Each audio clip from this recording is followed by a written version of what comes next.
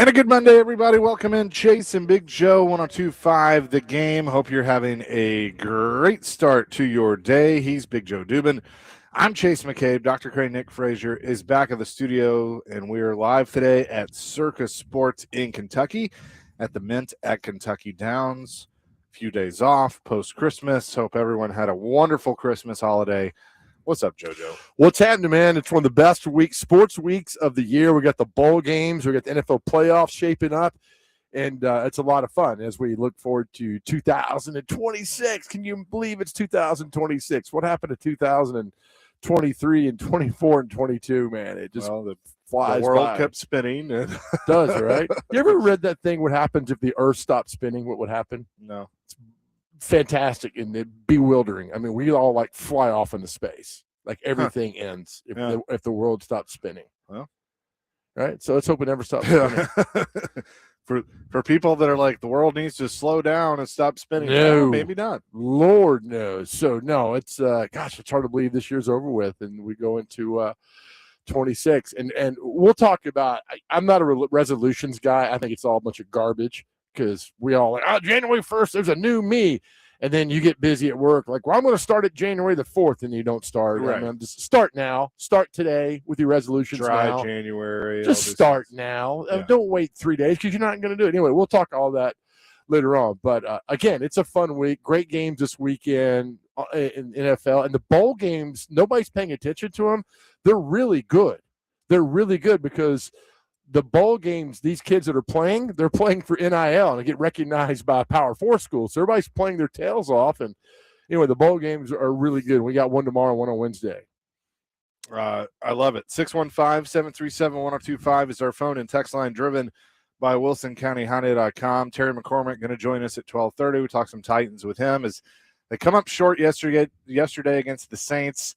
Definitely had an opportunity to win that ball game and just couldn't get it done. And so they lose to the Saints, have one more coming up Sunday against the Jags, and then that'll do it for the 2025 season, which I know is going to make a lot of people happy to get that done. Right. Well, we should know a coach within the next 10 days because like a week from today is Black Monday. Yeah. So everybody gets cleared out, and then you figure things out. So you want to get a coach here as soon as possible. So I think unless there's a coach that's still coaching on another team, that you can't. I think that takes Robert Saleh out. Could I think it's going to be. The more I read, the more I just kind of read the tea leaves. I think McCarthy's going to be the number one target. Now, whether he wants to take that job or not, we'll find out. I'm not buying this, Marcus Freeman stuff. I think he might be, he'll obviously help satisfy the Rooney Rule and all that. I think they'll talk to him. I'm not buying it. I think Nagy is very much in play. I think that's the guy. That's the boy. I think it could be. I think Nagy or McCarthy. But that leads me into, something that I want to talk about, and we'll do the question of the day here in a second. But I was watching that awesome Sunday Night Football game last night. Yeah. Between the 49ers and the Bears. And I was watching that last drive, and even though they came up short, Caleb Williams, I mean, you can tell, like, he's got it. He's got something. Now, I don't know if he was going to be a great elite quarterback in the National Football League, but I still think he's good, and he had raw talent. But look, that's what happens when you put him with the right coach. And Ben Johnson's the right coach. And for Titans fans and the Titans – watching this or watching all that unfold, that's why it is so important to get this hire right. And that's either the head coach that knows how to hire the offensive guru that can help develop Cam Ward, or the head coach himself. But you get the right coach to pair with the right quarterback, good things can happen. Breaking news, Marcus Freeman was returning to Notre Dame in 2026. Freeman received an enhanced contract. This is 20 minutes ago. An enhanced contract with university. Sources confirmed to ESPN. He tweeted out, 2026, run it back. Let's go Irish. So just happened. Okay. 39-year-old former Ohio State linebacker was expected to be a strong candidate for NFL vacancies, including with the New York Giants. But now he's going to go back to Notre Dame. Stay there. That's a smart move. Yep. And is there Jimmy Sexton his manager too? Probably, manager, right? Agent. So I'm like, he's a good coach. These college NFL coaches, they ain't. But did I not to pat myself on the back? Go ahead, buddy. But did I not say earlier in the year that if there was anyone that was going to get looks from college football, it was going to be him? You did say that. Like he has the demeanor. I certainly think he could do it. We asked Tim Hasselback about it. If he felt like he could do it, and he said, yeah. I'm not surprised that Notre Dame's bringing him back because I think he's a good coach. No, absolutely good coach. And that's what it's lacking a lot in college football are good coaches who are loyal and stay with you. So good job by the Notre Dame to do that, to keep a guy in there. I will tell you, yesterday watching Cam Ward, Tyler Shook is not bad. But Tyler Shook has a good offensive line, has a pretty good play caller in Kellen Moore, and has one of the best receivers in football in Chris Olave, who just burned the Titans defense yesterday.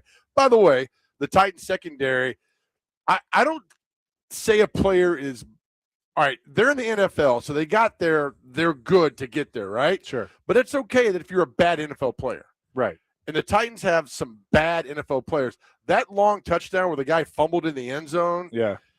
And whoever, Kyer Elam, that came up and couldn't tackle him. And by week 14, I don't. If they got added to the roster, like he wouldn't. They could be a Domino's pizza driver or a defensive back. He went on the flip card, and I asked Terry McCormick, who sat next to me. I was like, Terry, who's this guy? He's like, yeah, he got added this week. I'm like, that's how bad. And there's some really bad football players on the Tennessee Titans. And that's the thing. There's a lot of bad football players in the National Football League. That's why you have really good teams and you got awful teams. Anyway, I'm not doing the whole comparison of Tyler Shook to Cam Ward. No. It's unfair because he's got more weapons. But I will tell you this with Cam Ward, and Terry McCormick will bring it at 12:30, had a good point. Cam needs to stop playing hero ball. Yeah. That last play of the game, you have one play. Throw the ball in the end zone. Yeah. What's he dancing around for? Waiting for guys to get open? Yeah. It's a Hail Mary. He's waiting too long for guys to get open. Just throw the ball. That's all you had to do in the last play of the game was drop back and throw a Hail Mary. I don't know what he was trying to do. Trying to be cool, trying to be different. Just throw the ball. Now, I'm not going to blame him for the scoop and score by the Saints because you watch that play, Chase Young went halfway to Bordeaux and back to sack him, and the more you push your guy out, he's going to come back even faster. That's what happened to Chase Young. Cam had no idea he was there. And for those who said, he should have hit on the ball, how about you walk down the hallway and you don't know I'm coming and I knock you in the back? You going to hold on to the ball? Right. Probably not. Probably not. Probably not.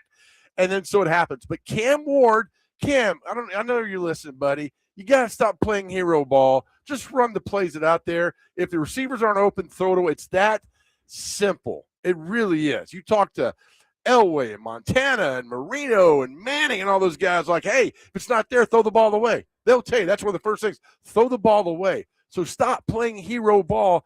I'm not saying the Hail Mary would have worked yesterday, but we don't know because he got sacked. Yeah.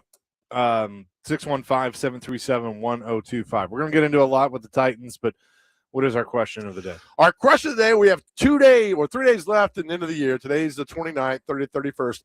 Our question of the day. For Amy Adams Strunk, what is her New Year's resolution? There could be multiple ones. For Amy Adams Strunk, what is her New Year's resolution? And I will start off with this. Amy Adams Strunk New Year's resolution is not to hire a coach with the name Mike. That is her New Year's resolution because you had Mike Munchak, you had Mike Vrabel, you had Mike Malarkey, you got Mike McCoy. And now the leading candidate is Mike McCarthy, right? So Amy Adams Strunk's resolutions, I'm not going to hire a coach named Mike. But you can take it as many resolutions as you want with Amy Adams Strunk because she needs a lot of resolutions in 26. I would agree with that. 615-737-1025. And our question of the day is presented by Aries Tactical. Your skill, your safety, your Aries Tactical. Check them out at ariestactical.com.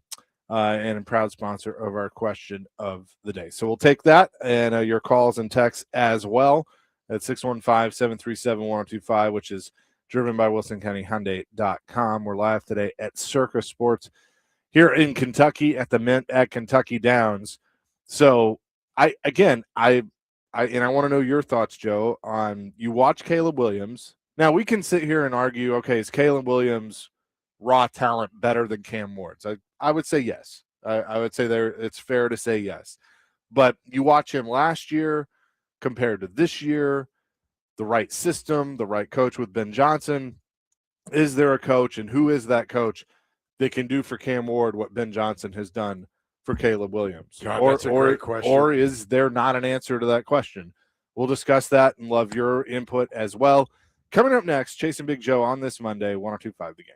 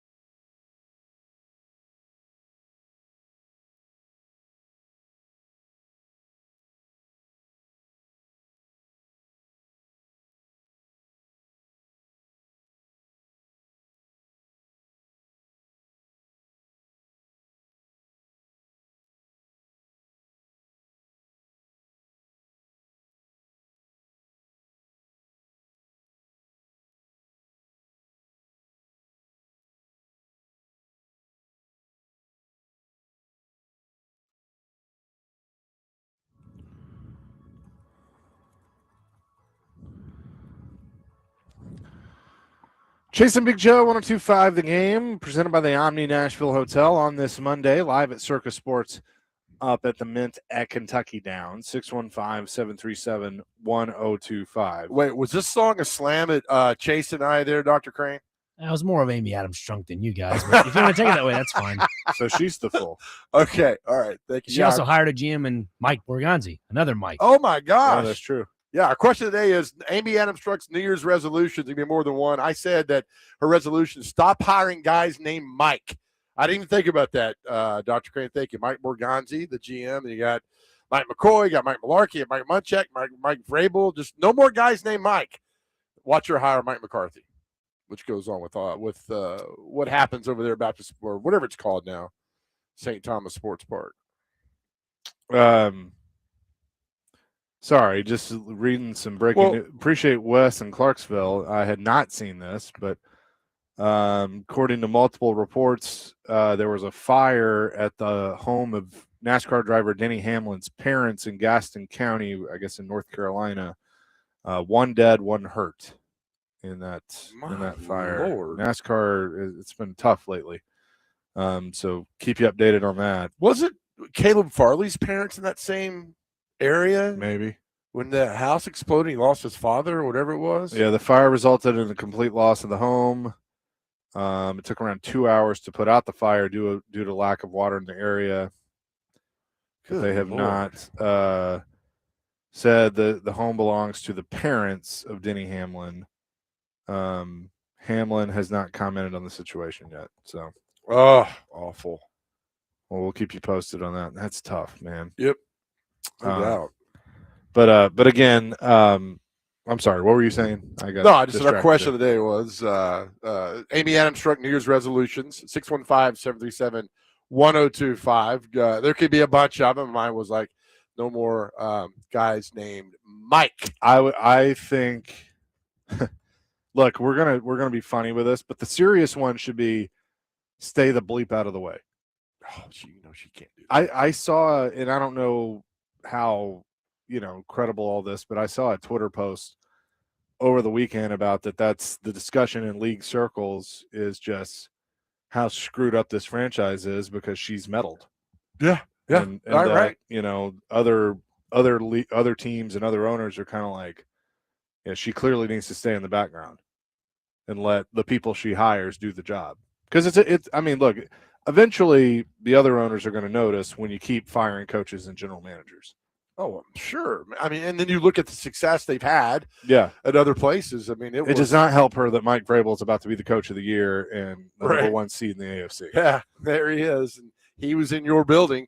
It's funny. Look at that 21 team, man, and all the guys that were on that team. And I know they got beat by the Bengals in the playoffs, but with A.J. Brown and Derrick Henry, I mean, and Simmons and Byard still playing at a high level. So, it's good. And then you look at what we saw yesterday on the football field. They had a nice lead, and you just knew somehow, some way they were going to lose it, and they did. But there's not enough talent on that football team to compete outside of a Jeffrey Simmons and a few other guys. With all that said, let's see. So Jonathan Jones is the one that had some stuff. He talks about the coaching search. I don't see the Titans pigeonholing themselves into any type of head coach. He mentions Matt Nagy and Mike McCarthy being, top candidates, but Jeff Hafley is one, which I think Tim Hasselbeck's brought him up, who's the DC with Green Bay. Hey, they're not hiring a DC. Chris Shula and Jesse Mentor with the Rams and Chargers. We'll probably get interviewed. I still think you need to go experience. I really think if it's Nagy. I mean, because of all the connections that happens with him, and then Nagy can get a quarterback coach who could work with Cam, and then there you go. You get things started. You hired a defensive coordinator. I don't mind keeping Denard Wilson there. He's told Arden Key to shut his mouth and guys to play better. So I don't mind if he keeps him there, but the team's got to score points and need confidence, and they don't have any confidence. This is the blurb that a lot of people are talking about. Quote, this is from Jonathan Jones, CBS, but maybe even more importantly than the quarterback is Tennessee's owner. Amy Adams Strunk has not developed the best reputation in hiring circles after firing a winning GM and John Robinson. I hate when computers jump around. Firing a winning GM in John Robinson, a winning head coach in Mike Vrabel, a GM after 2 years in Rand Carthon, and a head coach after 23 games in Brian Callahan, and putting together an initially confusing front office setup, all while rarely speaking publicly and never taking questions from independent media. Quote, "It's been a tough few years for the owner, and I could see her fading more into the background," said one AFC team source. "A less involved owner, especially one who has struggled with showing patience, would make the Titans' job more attractive." Let me ask you a quick question. Who's her father? Bud Adams. She ain't going anywhere. Nope.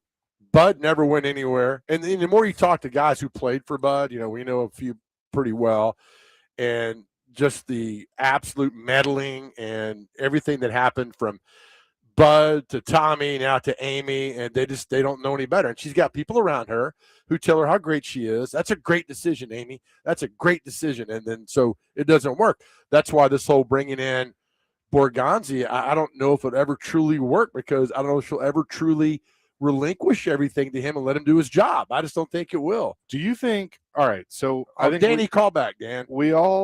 I think we all believe that Brinker is the yes man. Fair? Yeah. Okay. Do you think Borgonzi pushes back? Because I think he does. I have no idea. I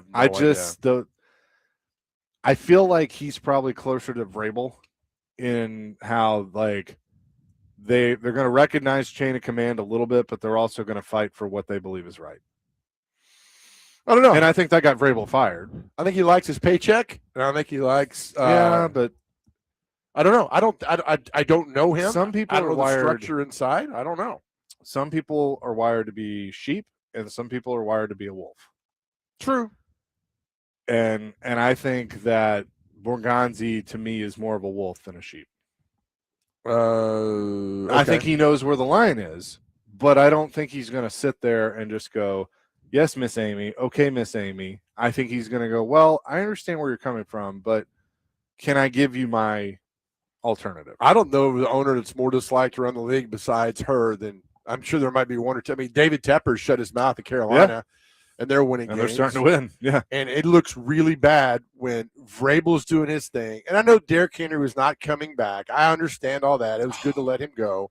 What he did Saturday night was unbelievable. And Titans Twitter was going like, "Well, we should have brought him back. We should have paid him." Had any success close to what he's doing now. You think he could do that? You think he could run for 200 yards behind this O-line? None of that. But it all still goes to the fact that they were all here, and and with A.J. Brown still doing this thing. I mean, and Byard. I mean, I still don't understand why they cut Byard. I still don't understand. That was Rand being an idiot. Because he's making too much money. Okay, well now he's going to I don't know if you're the Pro Bowl now, but playing at a high level. So I don't know. There's a lot of things going on. But yesterday there was no doubt in my mind they were going to lose.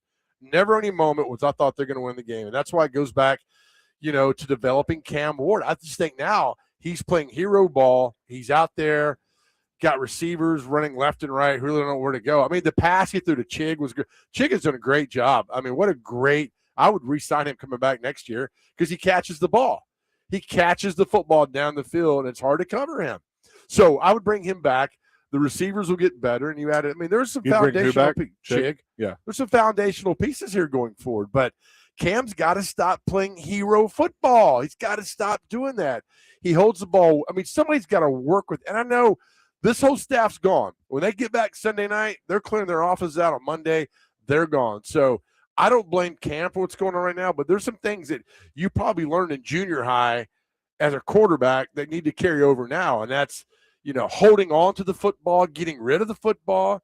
All the successful quarterbacks do the same thing. If Cam wants to be successful, he's got to follow that line. And right now, boy, it's 50-50 sometimes. I really like the way when he runs a drive down the field, he's got time to throw the ball. I think he's great, but the hero ball, that last part of the game yesterday drove me crazy because it's a Hail Mary. Just throw the ball down the field. That's all you got to do. And he didn't do it. I don't know what he was trying to do. Richie from White House is not sure what you both think about this. If the two top candidates are McCarthy or Nagy, will that give us an idea of who really is in charge of running the team choices? McCarthy would be Brinker's guy with the connection to Green Bay.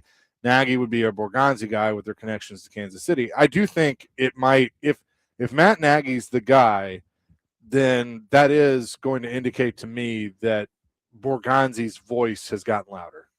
I don't know. I really don't know. I still think Brinker runs the football team. He might, but again, he might listen to Borgonzi more and therefore support it and go to Amy and say, this is what we're going to do. Again, I have no clue. I have no, because Which, if that's the case, that might, I mean, well, I don't know. At this point, I mean, you're getting 2 retreads. One's won a Super Bowl as a head coach. The other, I guess, is a coordinator. Look, let me tell you this. We're looking at the playoff picture now in the AFC, all the teams are making in the AFC. The Titans are nowhere near these teams. They are nowhere near. Even the Ravens at 8-8 on the outside looking in, the number 1 team left out. They're nowhere near these teams. Meanwhile, the Panthers, the Saints have gotten better. The Bears have gotten better. You look at these teams have gotten better, while the Titans have gotten progressively worse. So there are some things. I mean, it's a long road, man. Don't say, well, these teams are turning out in a year or two. I mean, the Texans built around Caleb Williams, built really well. Traded, got some guys in there and done well.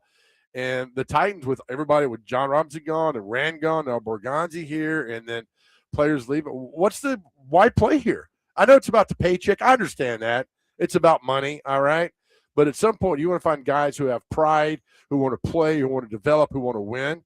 And right now, this football team, I'm telling you, Chase, that football team I saw on the field yesterday is god-awful. Yeah. Awful. Well, they've been god-awful. Yep.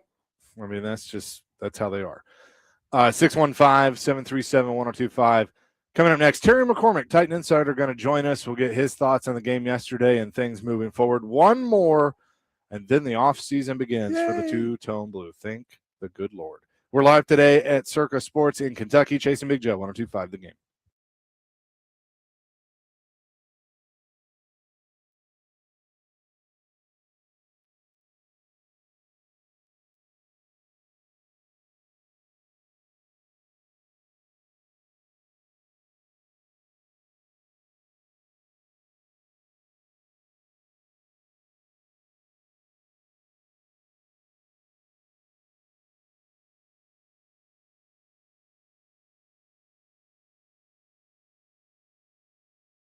All right, hey guys, Big Joe here. You know, I'll tell you again, we spent a lot of time talking about mental health on our show the last couple of years, and we're so grateful for all the men who've reached out in the last 2 years, but we have a lot of work still to do. We won't rest telling you until we tell you how much better our world is, because you are here and you have so much to live for. We are not stopping this message in 2026. In fact, we're going to double down on it. Unfortunately, we've all been affected by a friend or loved one who has suffered from depression and is no longer with us. That is why we are so honored to be partnering with Unity Psychiatric Care, just a wonderful place right here in Middle Tennessee for you to get well. Here's the best part, my friends. It works. Just go to GameNashville.com, click on the Chase and Big Joe show, and there you'll see a link to Unity Psychiatric Care. So many have reached out to us. Now we have a partner that cares about you. And listen, we'll tell you this all the time. You don't have to go through any of these struggles alone. It's private, it's confidential, and they offer telehealth. And yes, based right here in Middle Tennessee. Or you can call 1-888-508-8002. That is 1-888-508-8002. 8002. And this is also very important. If you have a loved one who needs to talk and you are worried about them, you could be that person that changes their world. Again, just go to GameNashville.com, click on the Chase and Big Joe Show tab, and you'll see the Unity Psychiatric Care information. Help is just around the corner. And listen, again, you don't have to go through any of this alone.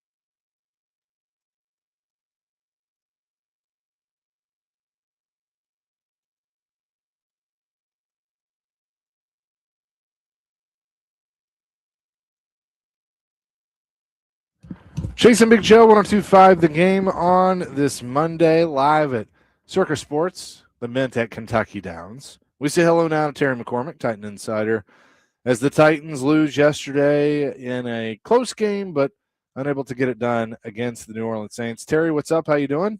I'm good. How are you guys? I'm good. I'm going to start with this, something that we were just talking about. And I feel like I asked you a similar question last week talking about Tony Pollard, but has Chigakonkwo made the decision a little harder for the Titans on if they should bring him back or not?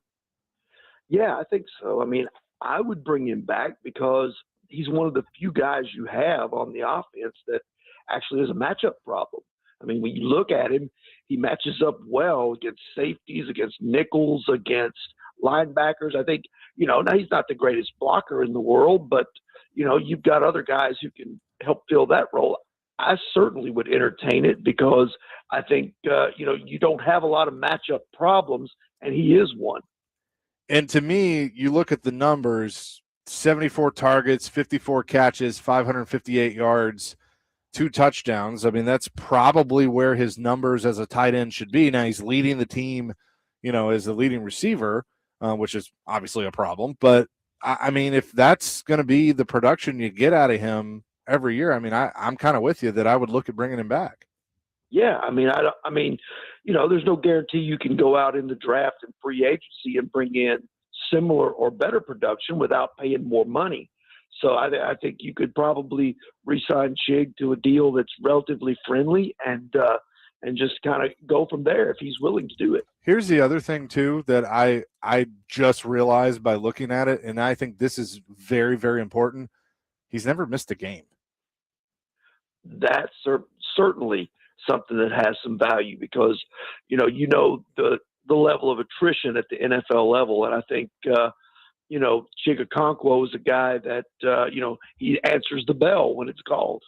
Talking to Terry McCormick on the Chase and Big Joe show. Terry, I give you credit. I've been talking about it since we were in the press box yesterday about, you said it best, Cam needs to stop playing hero ball. And to me, that summed up his 2025 season. Because, look, I know what he's trying to do, and you know as well, and everybody else. He's trying to do too much to win. But, like, on that last play of the game, when it's just a Hail Mary, just throw the ball. I don't know what he's trying to do. Just throw the ball. And you're right. Stop trying to play hero ball. You made a great point on that, Terry. Yeah, I mean, that's exactly the same type of thing that got Will Levis into trouble last year. He tried to do too much, tried to, cover all the deficiencies himself, and you can't do that even as a quarterback. You can't do that. When you start trying to do more than you're capable of, you end up doing less and hurting the team. It's funny when that touchdown by the Saints, when they scored and they fumbled in the end zone, and I'm like, Terry, who the hell are these guys? You're like, yeah, they just signed him this week off the That's how bad it's become for this football team. You're signing guys who, look, I know you're in the NFL, but you're still a bad player. And that was some bad tackling and coverage yesterday by the Titans in the second half. Probably the worst I've ever seen at Nissan Stadium. Well, I mean, the secondary is a mess. Other than Amani Hooker and maybe Darrell Baker, none of those guys figure into their plans beyond this year, I would think. They lost Marcus Harris to an injury. They lost L'Jarius Sneed to an injury. They traded Jarvis Brownlee. They traded Roger McCreary. And then yesterday they lost Jalen Armour-Davis. So it's a mash unit and a mess all at the same time back there. So, kind of get what you get. And the Saints wisely picked them apart. I want to see your back pedal, Terry. How is it? Pretty good? Well, it wasn't very good when we had that media minicamp because I popped a calf muscle. Good Lord, man. But could you cover George Plaster on a down and out? Absolutely. Good. Hey, why was Mike McCoy, and look, I like Mike McCoy. I think he's a good coach. I think he's a great head coach. I think he's a good coach. Why was he emotional over Van Jefferson's injury? I think he's just the type of guy that, doesn't want to see guys, even though there's only one game left in the season, he didn't want to see a guy suffer a season-ending injury like that. Both Armour-Davis and Van Jefferson are going to miss the season finale. I think that's just kind of the kind of guy he is. I think, he knows, these players and knows, how hard they work, even though the results aren't there. And I think he just, felt bad that it was going to end not the way they wanted it to. Terry, if there's not a sellout in Jacksonville on Sunday for what's at stake, will there ever be a sellout? I get an overview. Will there ever be that passion for an NFL team in Jacksonville if they don't sell out Sunday with what's at stake? That's a good question. I mean, Jacksonville's always been one of those weird markets where even when the Jaguars have been good, sometimes the fans, don't necessarily show up. Now, the one time it was rocking when I was down there was that year that the Titans were in the midst of the collapse and they turned to Josh Dobbs, and then the game ended on that fumble that was returned for a touchdown that all the Titans fans thought was an incomplete pass and all the Jags fans thought was a fumble. That it was rocking that night, and if it could get to that level, that'd be great. But Joe, you know as well as I do, throughout the Southeast, in places like Tennessee and Georgia and Florida, for the most part, college football Saturday rules the roost. And if the NFL team is good, that's a bonus. If they're not, well, there's still Saturday college football. Great point, buddy. Terry McCormick is with us. It's not an apples to apples comparison, but watching Caleb Williams last night and kind of keeping up with this Bears team this year, Terry, it's clear to me that the Ben Johnson hire was a home run for him. That relationship is working. We'll see what kind of championships and results that it produces, but that the turnaround there has been pretty remarkable. In your opinion, is that what the Titans should be looking at? Of okay. And Caleb Williams is probably a better prospect than Cam Ward, but finding the right coach that's going to fit with this quarterback has to be the goal. Yes, you have to hire a coach that can mesh, that can be a leader of men and mesh with this quarterback. Now he doesn't have to be an offensive guy necessarily, but he better bring somebody with him that can unlock Cam Ward and figure this out. I'll use yesterday's game. As an example, do you not think that where the Saints are right now with Kellen Moore and Tyler Shuck is exactly where the Titans wish they were or wish they had been with Brian Callahan and Cam Ward or Will Levis? Yeah, no, I think that's another good one. Because, look, I thought Kellen Moore was going to be a one and done because McCarthy turned him down and they settled on him. And I was like, man, this may not work. That team has gotten better, and Tyler Shuck has gotten better as the season has gone on. Now, look, I can sit here and make somewhat of an argument that if you look at, results and record and stats, that Cam Ward's gotten better as the year has gone on too. But I think that Kellen Moore, like if you can get something or results similar to that, then yeah, that shows you're going in the right direction. Yeah, and I think that's what's needed is you got to give fans some hope because most likely you're going to finish 3-14 with the same record that you did last year when everything was terrible. And how are you going to sell improvement if you've got the same record and you're terrible and you've got to restart this thing with another new coach and ask fans to be patient for a little longer? You got to get this hire right. Next Monday is January 5th. It's known around the league as Black Monday. We know there's going to be coaching moves. Coaches are going to be fired. I don't expect any surprise names, but I know everybody's going to speculate that, could John Harbaugh or Tomlin be available after next Monday? I would say probably not. So Joe basically said 10 days from next Monday, the Titans will have a coach. You think that fits the timeline? I'd say, yeah, but I'd give it a little more, maybe 2 weeks. It depends on how many jobs are open. Right now, there's only 2 open. I think, there'll be a handful of others that'll come open. The Titans is not the most attractive job out there that could potentially come open.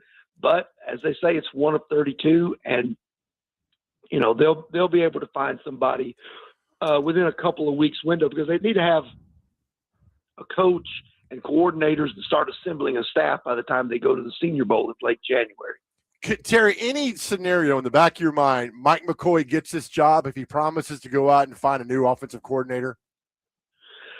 I don't think so. I respect the job that he's done because this team has gotten better on his watch. I don't think there's any denying that, especially the offense. The defense maybe is another story just because they don't have anything to work with outside of Simmons.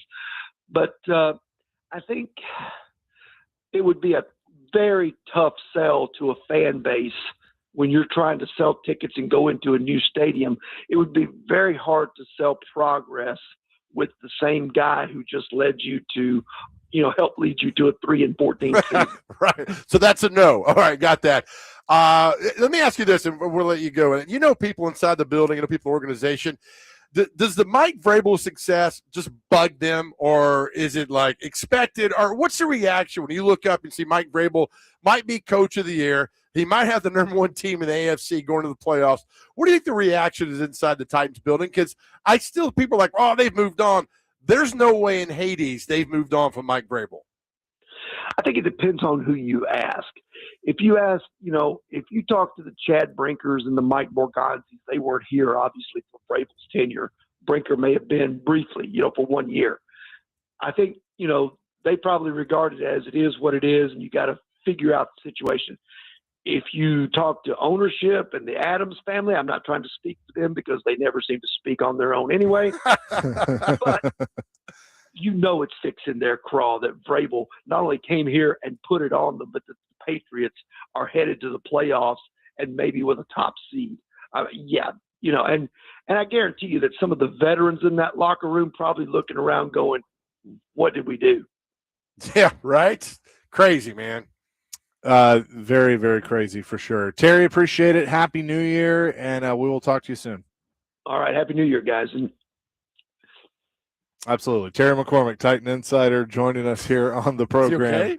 And we always appreciate him. I think so. Always good. Yes. But yeah, I mean, interesting stuff to discuss there. 615-737-1025. I mean, I can't get past the Vrabel. And I'm a nobody. I'm an absolute nobody. And I can't get past the fact that you knew that guy was going to be successful anywhere he went. He had a bump in the road, and yet at some point, just here you go, do it. Just turn it over to him. Let him do it. But you had to meddle. You had to bring your people in, and now look at you. I've done everybody's favorite exercise, and I've asked ChatGPT to compare the 2024 New England Patriots with the 2025 New England Patriots and how the roster has changed. Because one texter on our text line, Wes in Clarksville, says, I want the Vrabel-like turnaround next year. It's possible, but a lot of things have to go right. And the question is, can that happen? We'll discuss coming up next. Chase and Big Joe on this Monday, 102.5 The Game.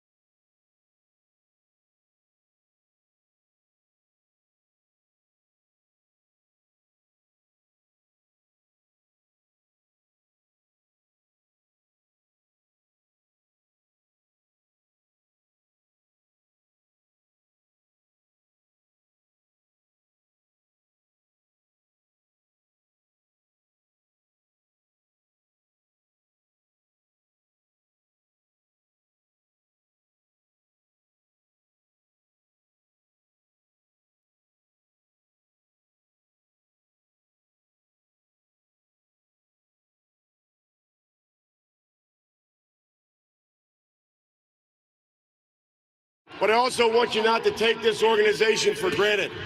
I've been a lot of places. This is a special place with great leadership, great fans, great direction, great coaching. Enjoy it. It's not like this everywhere. Thank you very much. That's Mike Vrabel. That's the speech that got him fired. Oh, I can. It's so sad. I think that was October 22nd of 2023. And I just, for some reason, I remember that date. I remember on the radio the next day. I remember certain people on this radio station said that was a nothing burger. And I'm thinking, if my employee goes across the street and says how wonderful it was when they worked there, and it's not like this everywhere else, that's a shot at me. And I would have loved to see Amy Adams' reaction when they played that for her. So I wanted to bring this up, and I just did the math on it, and you're going to enjoy this.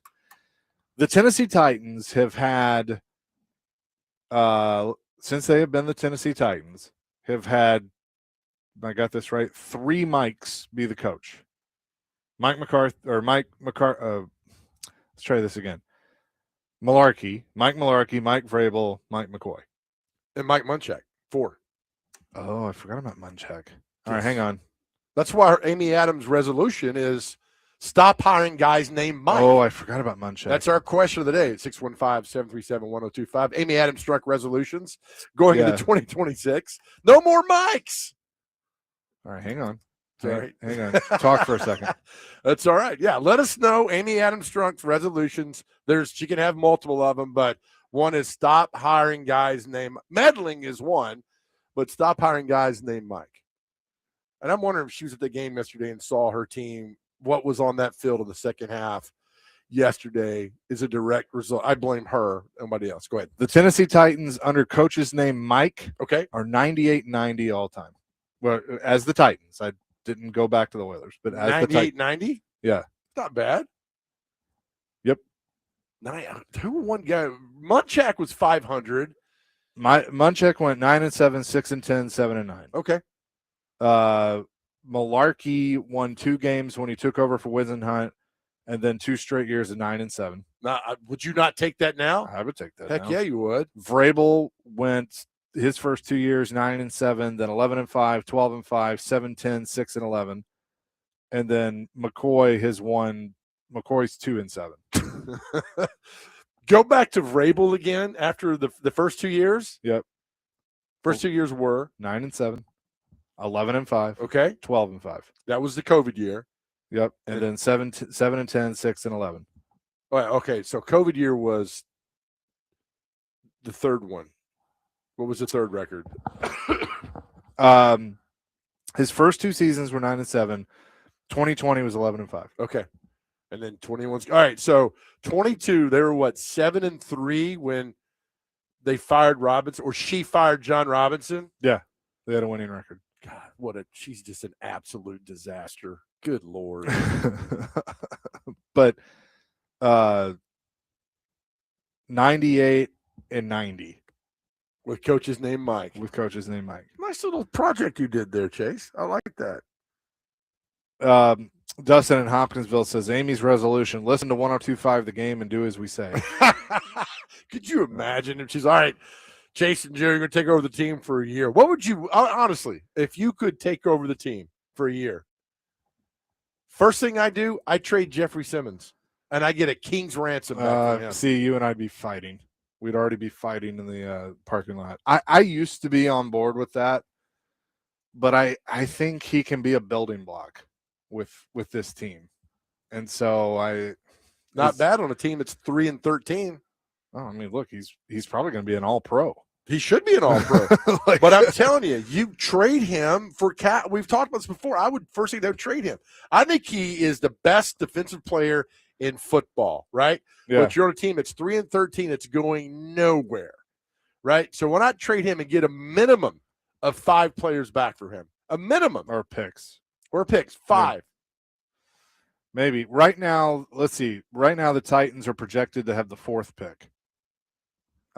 Raiders pretty much are locked into the number 1, then the Giants, then the Jets, then the Titans, then the Cardinals.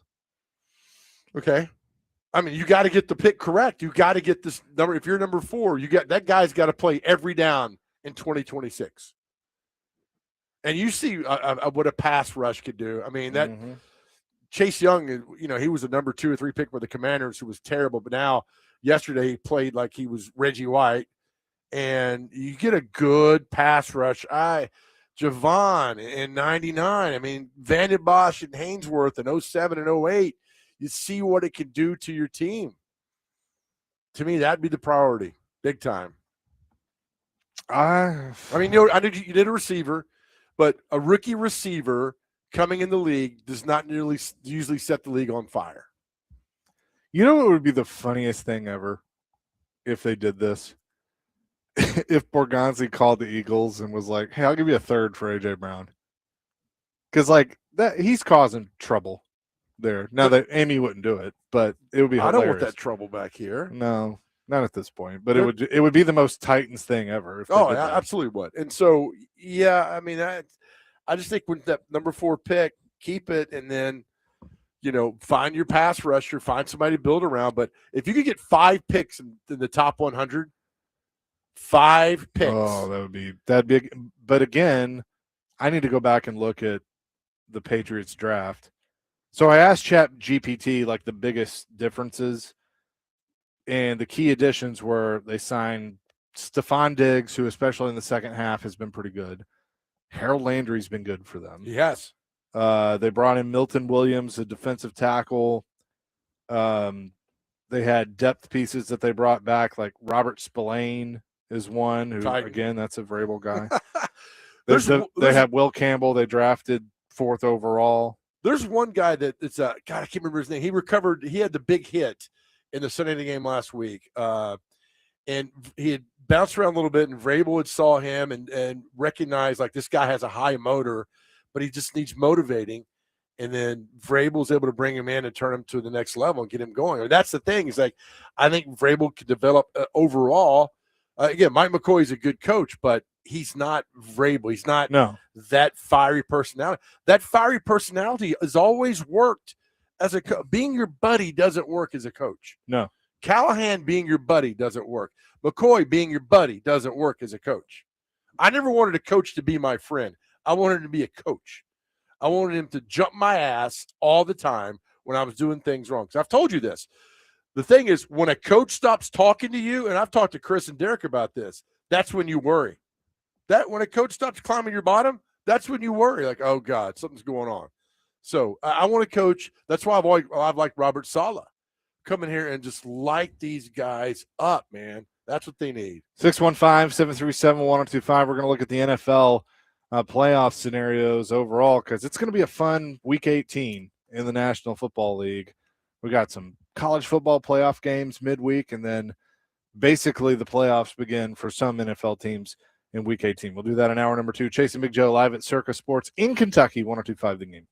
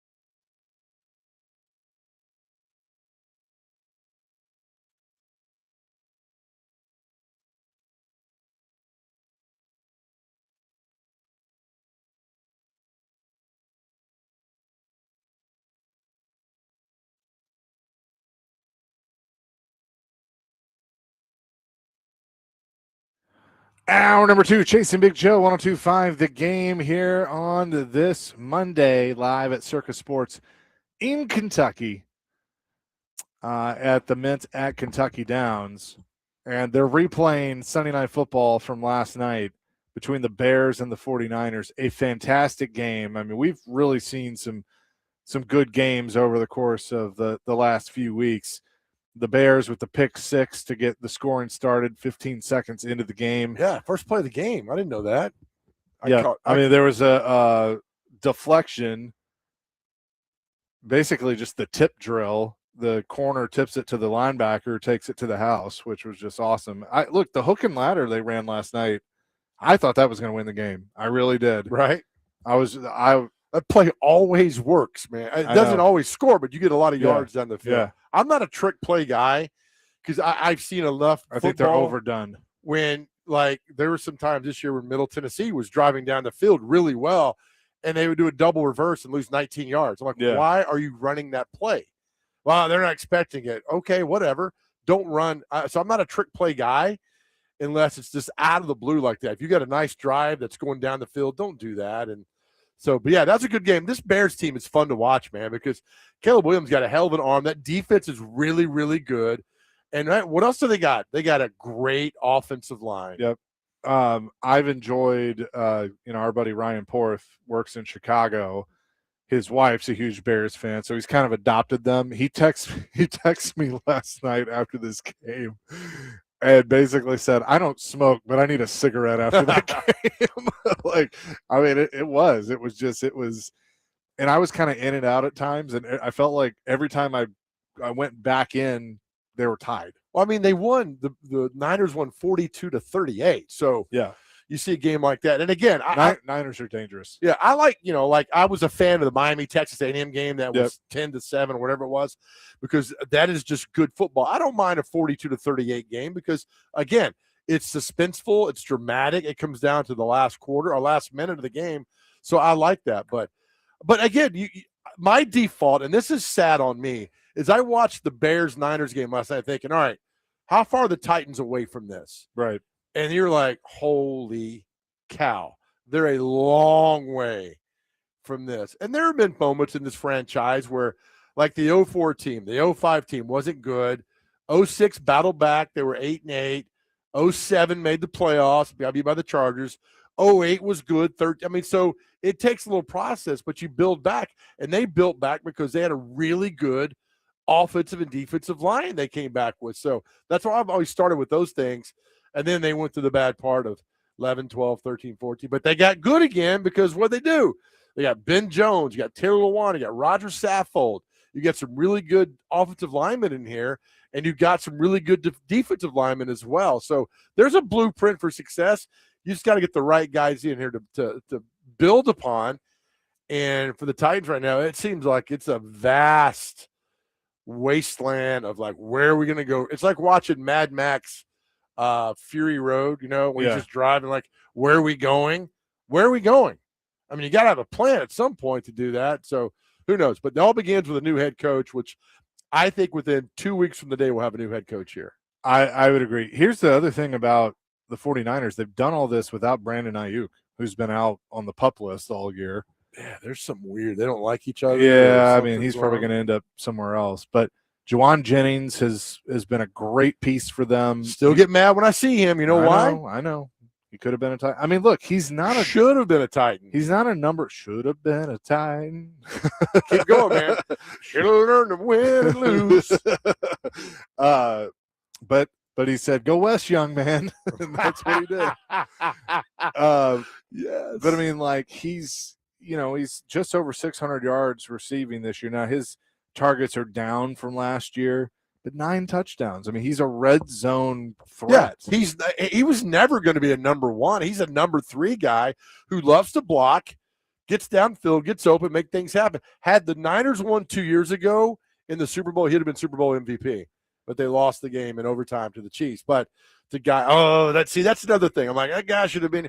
Trey Smith should have been here. I mean, there are so many missed opportunities of guys and not because they played at Tennessee. We know them because they played at Tennessee, but they were damn good players at Tennessee.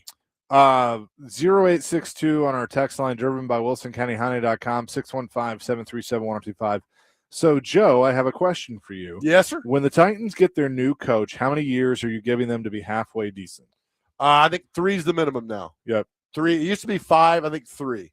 You got to show some kind of growth. If Nagy comes in and if he's the coach, I think he'll go immediately to work with Cam. I think they'll immediately work on building the lines and then go out from that way. It sprouts out that way. But you got 3 years. You need some sort of momentum heading to your new stadium in 27. You got to get a receiver. I mean, look, as much as we've talked about this, I'd love to get Ruben Bain, and you could very much grab him at 4 if that's where you're picking. If you value or if you evaluate and see a receiver there at 4 that you think that's where they need to go, take it. Yeah. I mean, if it's there for you, absolutely.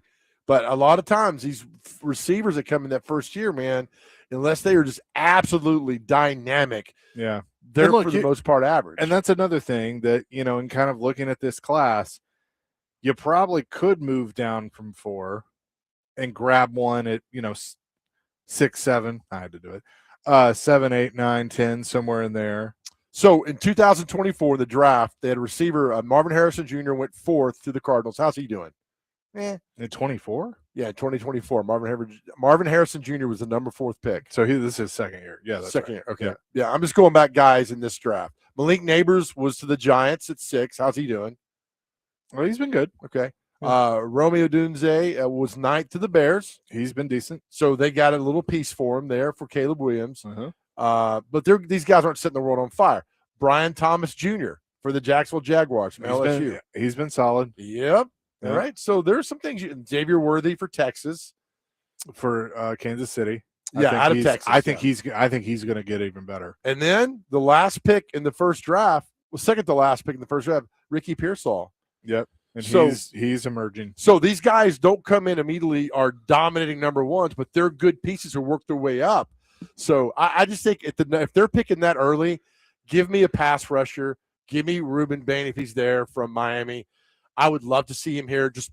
I got a pass rusher. Well, I got a pass rusher. I can get on the field. You just rush the pass. That's all you do. Just rush the passer. Look at what the Bears have done the past 2 years. They took Roma Dunze, and then they also took Luther Burden.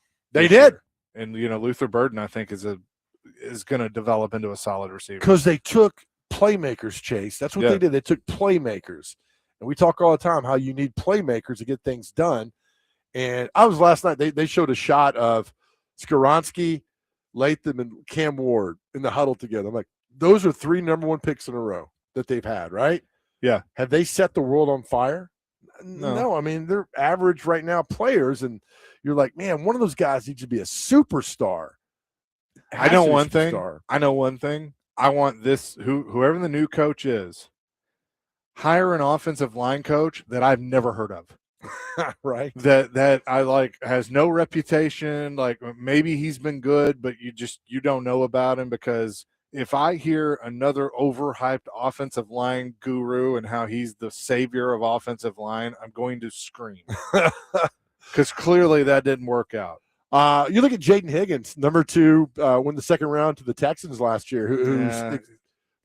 He's had some big games. He's not a number 1, right? Sure. But he's good. He's getting open, making things happen. So you're not necessarily going to find the number 1 guy unless you go free agency and pay out the wazoo. And how'd that work for Ridley? Yeah. Terrible. So he's 39 catches, 502 yards, 5 touchdowns. That's not bad for Higgins? a rookie year. Yeah. Yeah. I'll take that. Because he's not the number 1. Right. I mean, they got other guys. Here's the other thing that I'm noticing too, more and more around the league, is like, let's say you got 6 receivers on your roster. You're using them. Like a lot of these offenses are using these guys. That, it's not just 1 or 2 guys. Now, you're going to have 1 or 2 guys that are going to have more production that are going to be your go-to. But, like, we're just talking about San Francisco. Look at Chicago. They got DJ Moore. They have Roma Dunze. They have Luther Burden. I'm going to stop you. They have the tight end that you go to. Cowboys were successful. Give me other receivers besides Alvin Harper and Michael Irvin. it was just those two. Yeah. They So had I'm the tight saying, end, but, you could have, like, my thing was when I was but, calling it, but it's middle, like, different now, though. it's like, well, he's throwing the ball to 8 different guys. That's a problem, right? You got 8 different guys getting it. That's a problem. Give me 3 guys. Like the 49ers. They've got like 3 guys. Kittle, they got Juwan Jennings, and Pearsall, right? That's enough. That you got 3 guys. Use check or the A little bit, fullback. yeah, but he's really a fullback. So the Yeah. guys that get out and get the pass. So I don't like. I'm not a fan of the 6 or That's 7 guys. Well, but here's the You thing. know, Though. I just like. I think I don't like that. I hear you, but I also think it's a credit to the defenses and how, like, it goes back to that Kirk Cousins clip that we played a few weeks ago, Right. about how defenses are really good at disguising what they're doing now. And so it's more, you have to go through progression. So I think some of these offenses are relying on having multiple options for the quarterback because the defenses have gotten so good. Okay. And so I think if you look at some of these offenses that, are that dynamic, they're having to, now they have their playmakers and they have their go-to playmakers. Like you mentioned, Kittle obviously being one, but like you have to have more than 3 options now at your disposal, because I think that's a credit to defenses. Not on one play. You're not going Not through on one 6 play, guys. but I'm telling you, there has been a success with all this with Mahomes, right? He had Kelsey, one of the receiver. I mean, you don't need 5 or 6 different guys running out there. Like, well, but I think his problem now is he doesn't have receivers. he does, because Kelsey's, yeah, he's gone and probably should retire, and I get all that. But at the same time, I was like, oh, he threw to 8 different guys. Yeah, he spread it around. You still lose. Yeah. Right. So give me the 3 guys who are going to contribute, make things happen. I'm a fan of that. I'm a fan of just power football. We try to get away from all this stuff, and I don't know why. Just keep it simple. Power football, blocking and tackling. That is the key. That's success. Now find those guys. 615-737-1025. Jack, Kenny, hold on for me. We'll get to your calls. Coming up next, Chase and Big Joe on this Monday, live from Circus Sports in Kentucky, 1025 The Game.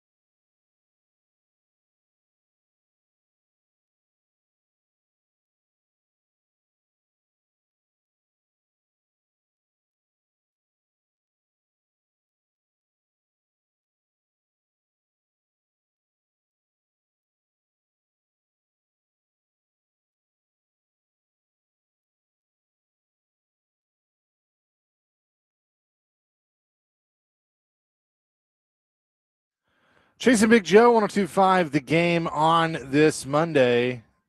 Mondays were made for Macero. Big screens, bold flavors, and all the football action from queso to kickoffs. This is how Macero does game night. Macero Football Mondays in 12 South. Don't miss a snap. Also, don't miss Vanderbilt men's basketball tonight. They take on New Haven at Memorial Gym.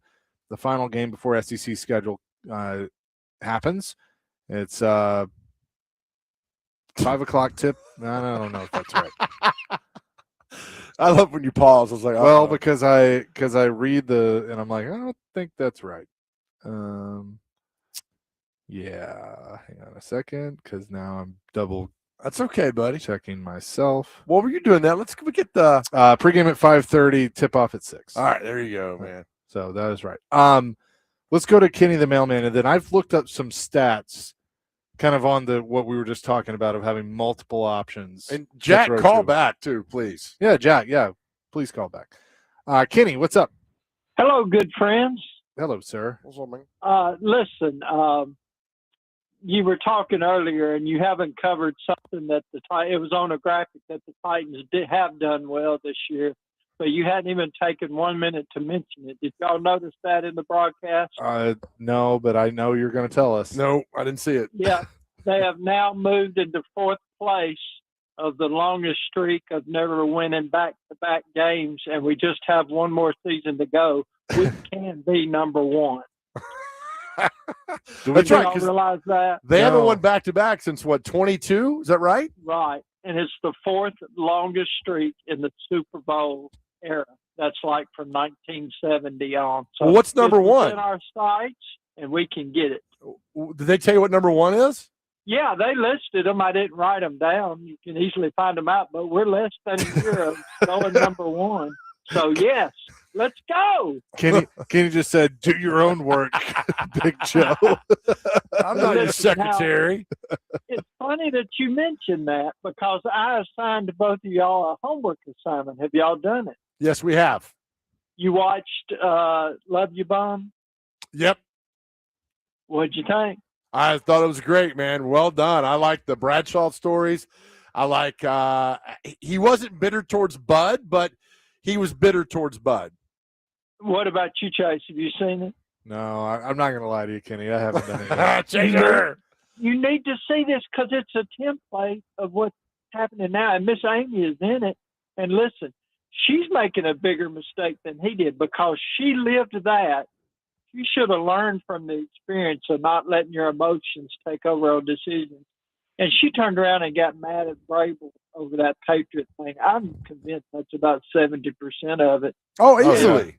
Yeah. Easily. And she got mad. She got mad at John Robinson because of what A.J. Brown did in that football game. There's no reason you fired general manager 2/3 into the season. Well, in her mentality, she can replace anyone with somebody better or equal just on her decision. Well, not only that, but you're surrounded your whole life by yes people, and all you've known is that.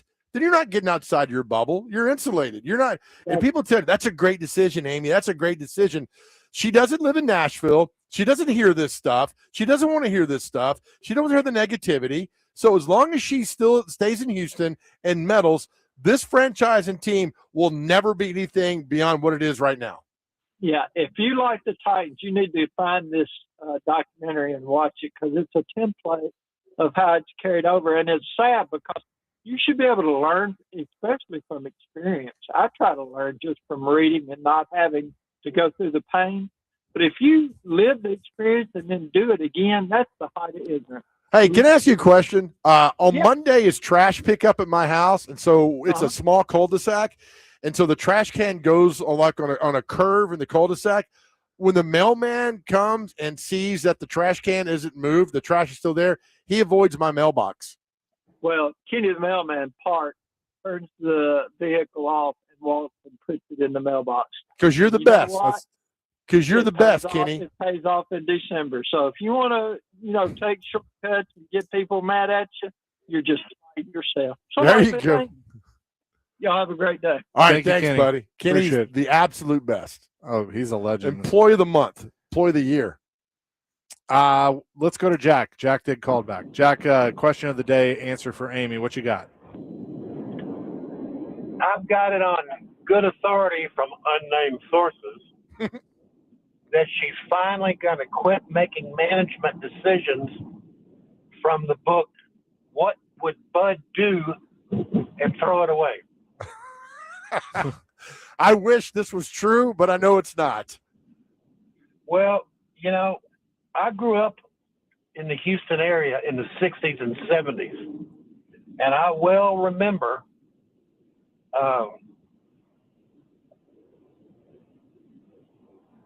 Yeah, I'm just going blank.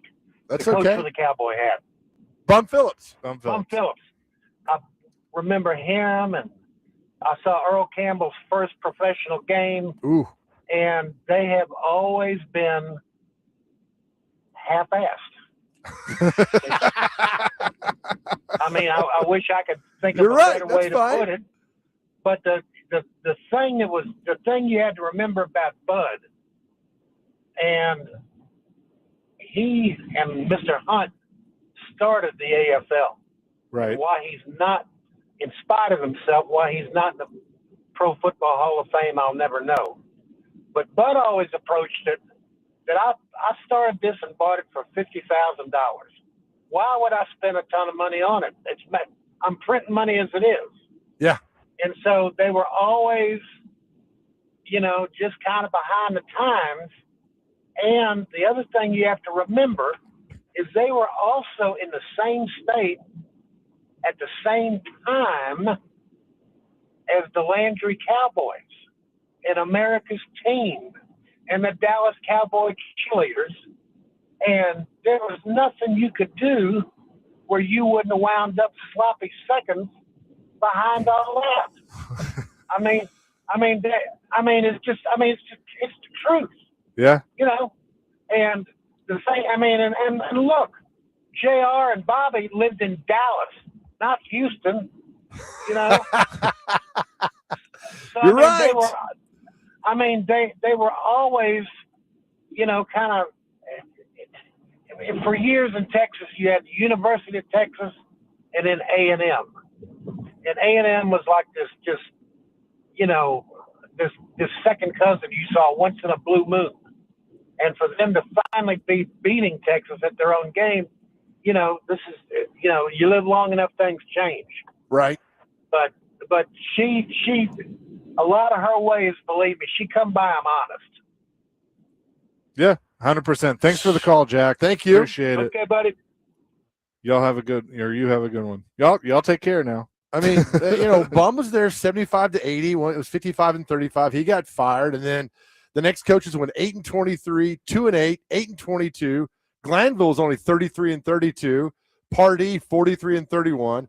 Fisher came and was very successful despite being with Bud and won a ton of games that happened there. He ended up being 110-82, which is 110-8. Is that right? What happened here? 192-110 overall. Fisher's record there, but some success. And then, you know, we talk about with the late 70s with Earl Campbell and all that. I mean, it just he's right. I mean, people in Houston could not stand Bud Adams. Friends now cannot. And what's ironic about this, and John tweeted this out yesterday, which I thought was great. The Houston Texans have to be rooting for the Tennessee Titans on Sunday. Something they've never done. That will help them. That will certainly help them. Because they take on the Jags, the Titans can knock off the Jags, and the Texans win. The Texans win the AFC South. I have some numbers based on our conversation we just had about spreading the ball around. We'll discuss that coming up next. Chasing Big Joe on this Monday, 102.5 The Game.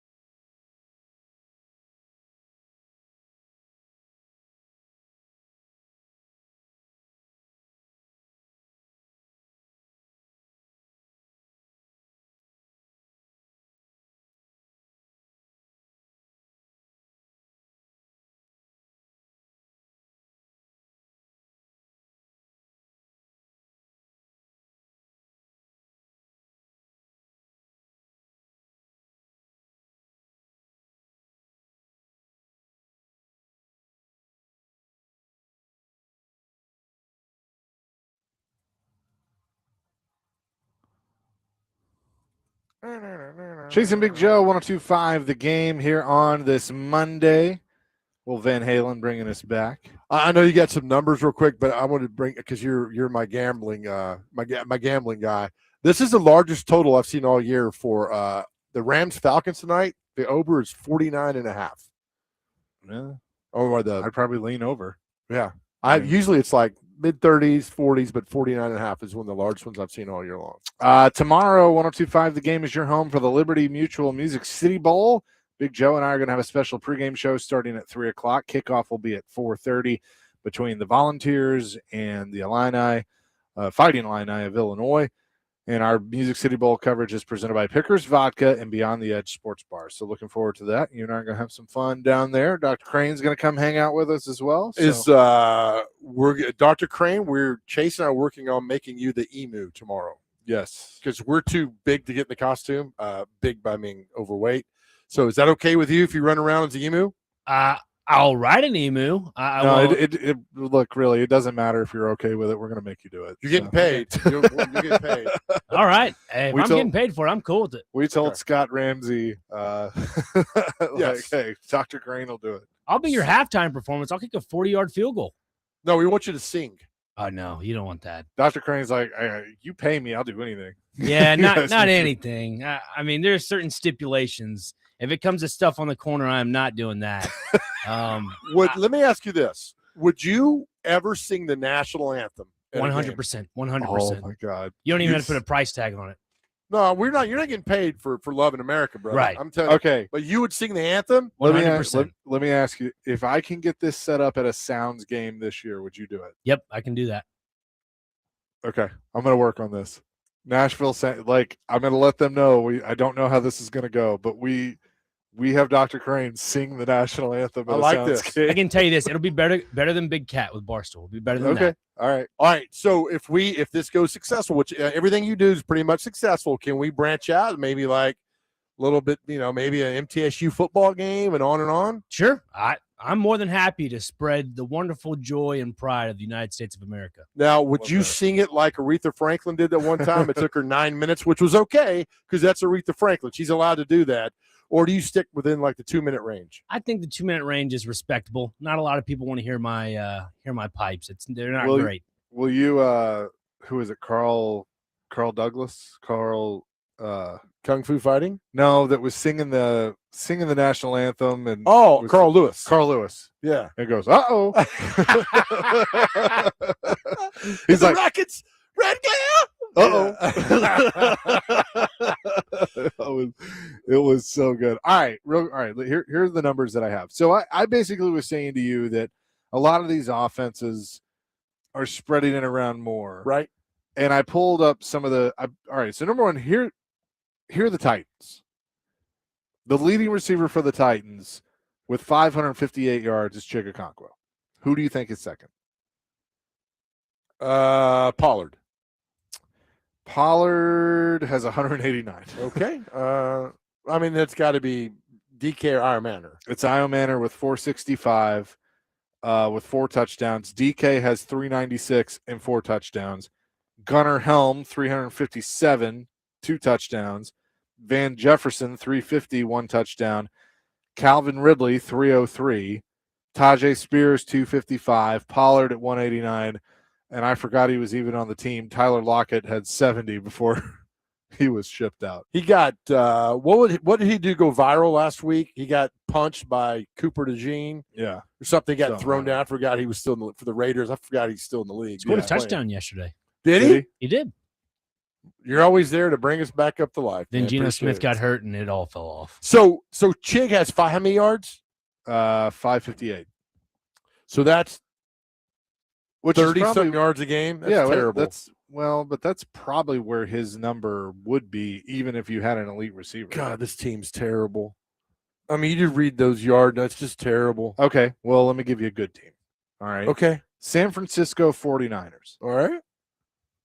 Who is the leading receiver for the San Francisco 49ers? I've already told you, so Dr. Crane, you guess. Is this off the air you told them? Yeah. Okay, I'm going to go with, let's see, Ricky Pearsall, Jawan Jennings. It's one of those two. I'm going to go with Jawan Jennings. He is second with 608. So then it has to be Pearsall or Kittle? Pearsall is 5th with 528. Wow. I don't know. George Kittle did? 3rd with 599.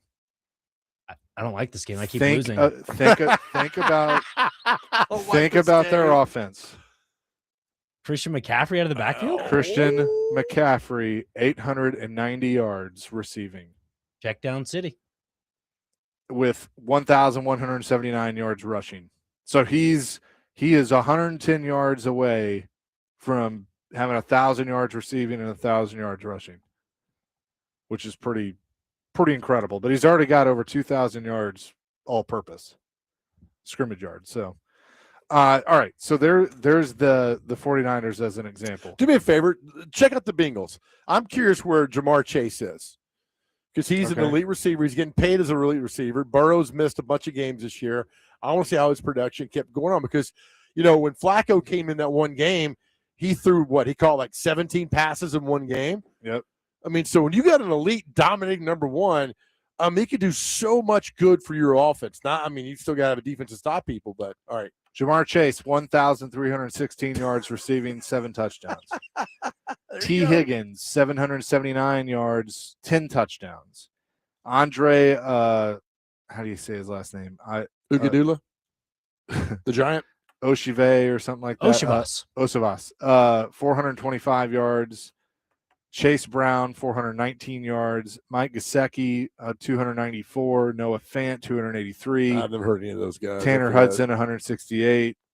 Yeah. So they're 6-10. But look, you got to have a defense. All right. This is showing me you got to have a defense to complement your offense. The Niners do. The Bengals don't. But you got Chase. That's a dominating number one receiver. Yep. The Patriots. Stephon Diggs is their leading receiver, 970 yards, 4 touchdowns. So he's 30 away from 1,000. Hunter Henry is next. That's a tight end, 712, 7 touchdowns. Mac Hollins, 550. Keyshawn Boutte at LSU, 527. Demario Douglas, 418. That's 4 wide receivers that are contributing to your passing offense and a tight end. But you still got a number one. If the Titans find that formula, I think a lot of people will be happy about I think they got 3 and 4 in DK and I matter. Yep. Right? I would agree with that. And if Chick can still to keep developing as a good or pass Helm. catching or Helm, but you get a number one receiver that could take the top off, that things can open up. It's in the numbers. You see it every time, every number you read there. But you got to find the guy. You got to pay out the wazoo for one. And they tried that with Ridley. I remember when Ridley signed, we're like, okay, because a lot of people wanted him. It was the Patriots and the Titans. Would you take this? So I'm not going to tell you the team yet. Okay, buddy. I'm just going to tell you the numbers. Wide receiver 1, 671 yards, 6 touchdowns. Wide receiver 2, 661 yards, 6 touchdowns. Tight end 1, 622 yards, 5 touchdowns. Wide receiver 3, Luther I was going to say the Bears anyway. Yep. I don't know why I did that. 617 yards, 2 touchdowns. Tight end 2, 331 yards, 2 touchdowns. You got 3. Like you got 3 guys contributing. Yeah. This whole spreading the ball around to 7-8 guys doesn't work. And wide receiver 4, Zacchaeus, 313 yards, 2 touchdowns. Wasn't he contributing to Planet of the Apes? Zacchaeus? Help me, Amadeus. Zacchaeus. What was the? Gosh! Now, what a great movie! I can't remember. Here's the other thing they have that I want the Titans Zayas. need to. Zayas, that's his name. DeAndre Swift is over 1,000 yards rushing, 291 yards receiving, and then their second running back has 769 yards rushing, 149 receiving. Not bad, but again, you got balance. And you got guys who are dominating what they're doing. That's it. So, yeah, a number one receiver would be fantastic for this team. But who is it? True or false? Tony Pollard's over 1,000 yards. He's over 1,000. Okay. Yeah. That's still just as mind. What did he have yesterday? He was at 949 going to the game. Yeah, he's at 1034 now. Okay. Spears is at 265. But he's got 255 receiving. Gosh, I thought he had 12 more than games. that. I think Spears needs to take care of yourself, buddy. I'm kind of with you. All right, I had one more team that I was going to look at. Seattle. Jackson Smith and Jigba, 1709. Good. Right. And then Cooper Kupp's at 564. AJ Barner, the tight end, at 505. And then it falls off. Well, yeah. So So they got 3 guys, and then they got a running back that's almost at 1,000. but you got a quarterback who's delivering passes on a dime, big Yep. time with all that goes on. And then what was the other team I pulled up? It was the Broncos, the Denver Broncos. Who do you think their leading receiver is? Cortland Sutton, Yep, 10-12. 10-12. Troy Franklin at 709. Evan Ingram at 416. The running back, R.J. Harvey, at 351, 512 rushing. Pat Bryant, 347. Not bad with all that. Oh, I wonder what this guy. It's gonna have the. Oh man. Let's go to Trey. Trey, what's up? Hey guys, how y'all doing? We're good, man. How are you? Hey, you know what? I saw yesterday what I was dreading for the last 2 years. I've been dreading the moment that the Titans would have a lead at halftime and completely blow it in the second half. That I never would have thought that they would get dragged like that in the second half of that football game. And I don't understand why everybody's putting this emphasis on the defensive coordinator like he's some golden child or something, and he ain't ran a peewee squad. Look at how they playing out there right now. And I feel like, personally, that if you're on a 53-man roster, just like if D. Mace was on the roster, he'd do everything he could to win the game. And they got these peons out there that's not even, like, worthy of even being on the freaking field. Like, what is going on? How you get dragged like that in the second half of that game like that? That's absurdity. Trey, I will tell you right now, and I love Derek Mason, but there are not a lot of Derek Masons in pro football. Guys who I give know you that. everything And that we you have. need- That's the problem. Hey, and we need somebody like that. And Cam Ward did exactly what I wanted him to do. I talked about it last week with the guys. I don't care what the ball looked like. Get the ball in there. If he's able to catch the ball, fine. If they intercept it, fine. If it hits the ground, fine. Just throw the ball in there. And he did a great job doing that Sunday. So much props to him. But they need to do something with that defense, and they making millions of dollars, and they acting like total fools out there. I love y'all. Have a good day, okay? Thank you, Trey. Appreciate That's the pride of Macomb, Mississippi. Trey calling it. That's good. He's got valid points, man. Got valid points. But I'm telling you, the Derek Masons of the world in the NFL are few and far between. Yep. Guys who will give you Now, their look, soul. I think they have 2 on this team, potentially. They got a long way to go to be at that level. But what I've seen so far and it's ironic that they're both 4th-round picks, but I mean, Ioman or DK are guys that I want to be a part of the process moving forward. Yeah, I'm telling you, you got those 2. Gutterhelm, Chig is playing. I mean, you got some decent pieces, but when your defense can't stop, Trey's right. When you don't stop anybody and you're running down the field and there's a guy coming at you and you kind of step to the side, you're going to strip him, and he just runs through you like that. That second half yesterday for the Titans, absolutely embarrassing. That defense was embarrassing. But, hey, all Denard Wilson could do, he can't tackle. He's got to deal with what Mike Borgonzi gives him. Like Terry McCormick said earlier, it's a mash unit. Guys left and right getting hurt, getting injured. Somebody's got to play. And hopefully you think you could find somebody who could step up and play at that level, but they haven't. Again, terrible. We'll talk a little Vanderbilt coming up next because there's some interesting news? things with Diego Pavia. Who'd he piss off now? No, the NCAA, maybe. We'll discuss that and much more coming up next. Chasing Big Joe, 102.5 The Game.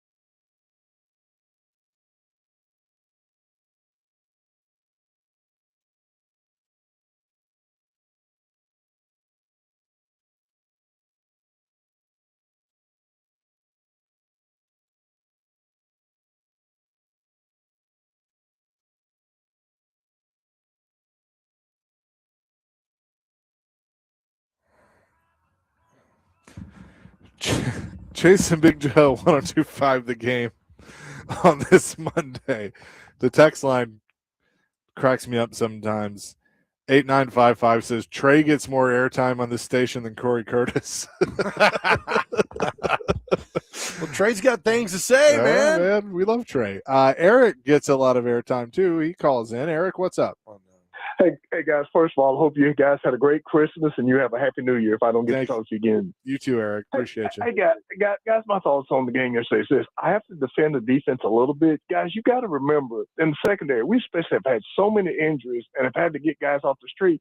And also, guys, if you remember yesterday, we had a guy went out of the game early, was carried off on the cart, Arden Key. I remember he went out of the game, I think, with a back issue and didn't return. So, I think the secondary, it's trying to play as best you can, but we don't have the depth. And when you've got guys continually going down and getting hurt, that certainly doesn't help.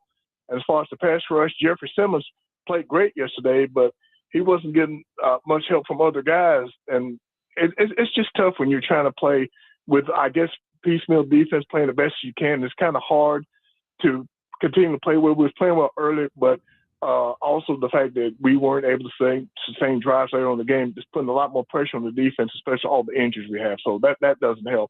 Guys, as far as the offense went yesterday, I will say this. There were times Cam made great scrambles, great throws and everything, but I thought he did a little bit too much of hero ball because I think the week before he threw the ball 28 times.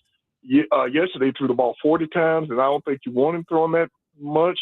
And one of the things I thought, and I think the crowd was yelling, and he had plenty of time because the offensive line played great yesterday. He had 4 seconds to throw the ball, and everybody was telling him either get rid of the ball or run. I thought he should have ran more. I found out he only had 2 carries for 10 yards, and there was some of those plays where he had misses where I thought he could have ran the ball, where he was out in the field where he could have just took off and ran and probably got some more yardage to pick up some first downs. I also thought Tajay Spears should have been more involved in the game. Should have used him a little bit more. I mean, Tony Pollard had a good game. He had 18 carries for 85 yards, but even he could have ran the ball. So there was those times on offense where if Cam, I thought he himself probably could have took off and maybe run a little bit more. And then, of course, you also know Van Jefferson got hurt, and he's done for the year. So it's kind of hard when you've got all the injuries we've had and some of the key players that have went down. So, hopefully they'll play better next week against Jacksonville. But, guys, those are kind of my thoughts out there. And one last thing, guys, that defensive play where the defensive lineman for the Saints stole the ball from Cam and got the touchdown, it was a great play, guys. I don't know if you'll agree with me or not. Maybe he didn't grab the face mask, but it looked like he put his hands on his face mask. I mean, unless I was looking at it from a wrong angle or something like that, I don't know. I thought that was a penalty. Maybe I'm wrong, guys. Well, nobody said anything about that, and that's the thing. Don't go anywhere. That's the thing is that I don't blame Cam for that. I mean, because they blocked Chase Young way out, and he came back and made a great play to that. Yeah. I just think I'm with you, man. It's almost like in the mind he's thinking, I'm going to run, but wait, maybe I'm told not to run. It's a weird dynamic with him. My problem, though, Eric, was the last play of the game. It's a Hail Mary. Just throw I don't know what he was trying to do. If you're waiting on a guy to get open on a Hail Mary, it's not going to happen. Just throw the ball, run the play as it's called. And that really bugged me yesterday. Yeah. And again, I don't know if it, like you said, if it is the play call or whatever it is, because I even called the postgame show and they pretty much agreed with me, thought he should have ran more. So I don't know if it's just the design runs or whatever, because everybody's saying, and he's not these quarterbacks, but they were talking about facts like Josh Allen and Lamar and Jalen Hurts and Patrick would definitely take off and run. Right. And I thought there were times yesterday he could have done that he didn't do that. Yeah. And by the way, next time you call that postgame, you need to call us first and make sure it's okay if you call that postgame show. Call Chase or myself, and we'll let you know whether it's okay or not, right? Because that might have been the only call they got in 4 hours. Thank you, Eric. Take care. We'll talk again soon. Appreciate it. Big E. Man, there's only one do Big they talk on top of each other too? Or no, that's just the radio crew when they're in the game. But here's an example of kind of what he was talking about. We'll get to the Pavia stuff when we have more time. Somebody posted this video. It was that 3rd and 9 play, start of the 4th quarter, where he's dead to rights and he's running for his life and he gets the first down to Io Manor. Okay. So he does a play like that, which we're all like, that's awesome. Like, what an athletic play. And I think in his mind, he thinks he has to do it every time. But it's also, it goes on the lines of the protection broke down. Chase Young was all over him. And by the way, let's not pretend Chase Young is good. Let's not pretend he's an elite pass rusher in this league because he'd never lived up to that. Oh, he just made a good play yesterday. Yeah. I mean, But go back to your Cam Ward thing. An incarnate word, he scrambled his tail off. But Washington look at State, this. same thing. Look at this play. Yeah, I mean, Like, same thing. Yep, I saw it. Yeah, he right, did. He nothing there, got it. nothing there. Rolls out. Here comes the pass rush. Rolls back, heads back towards the line of scrimmage, and just throws up a prayer. And Io Minter makes a play. Well, Chris Sanders and I talked about this, about when a play breaks down, what the responsibilities of a receiver, and like getting to the vision of Cam. And it's tough when a quarterback's scrambling and you're covering, and I'm covering you. I'm looking at the quarterback. I'm looking where you're going. So those plays always work. That's all we said all year long. Get him out of the pocket. Let him roll out and do things. He makes things happen. That play last night with Brock Purdy when he scrambled out, Yeah. and they had him dead to right, and he made a play happen. And defenses aren't built that way to react that way unless you get on a guy immediately. But you look at the thing he did yesterday with Cam doing that. That's a great play. He makes things happen. He had another play where he threw the pass down the field to Mason Kinsey where they were on him. Same thing. And he got the ball down the field. So there's a lot of hope there for him. It's just that got to stop the hero ball. And a lot of that is reflective because he doesn't have a lot of good talent around him. We'll talk to John McClain coming up next. Chasing Big Joe on this Monday, 102.5 The Game.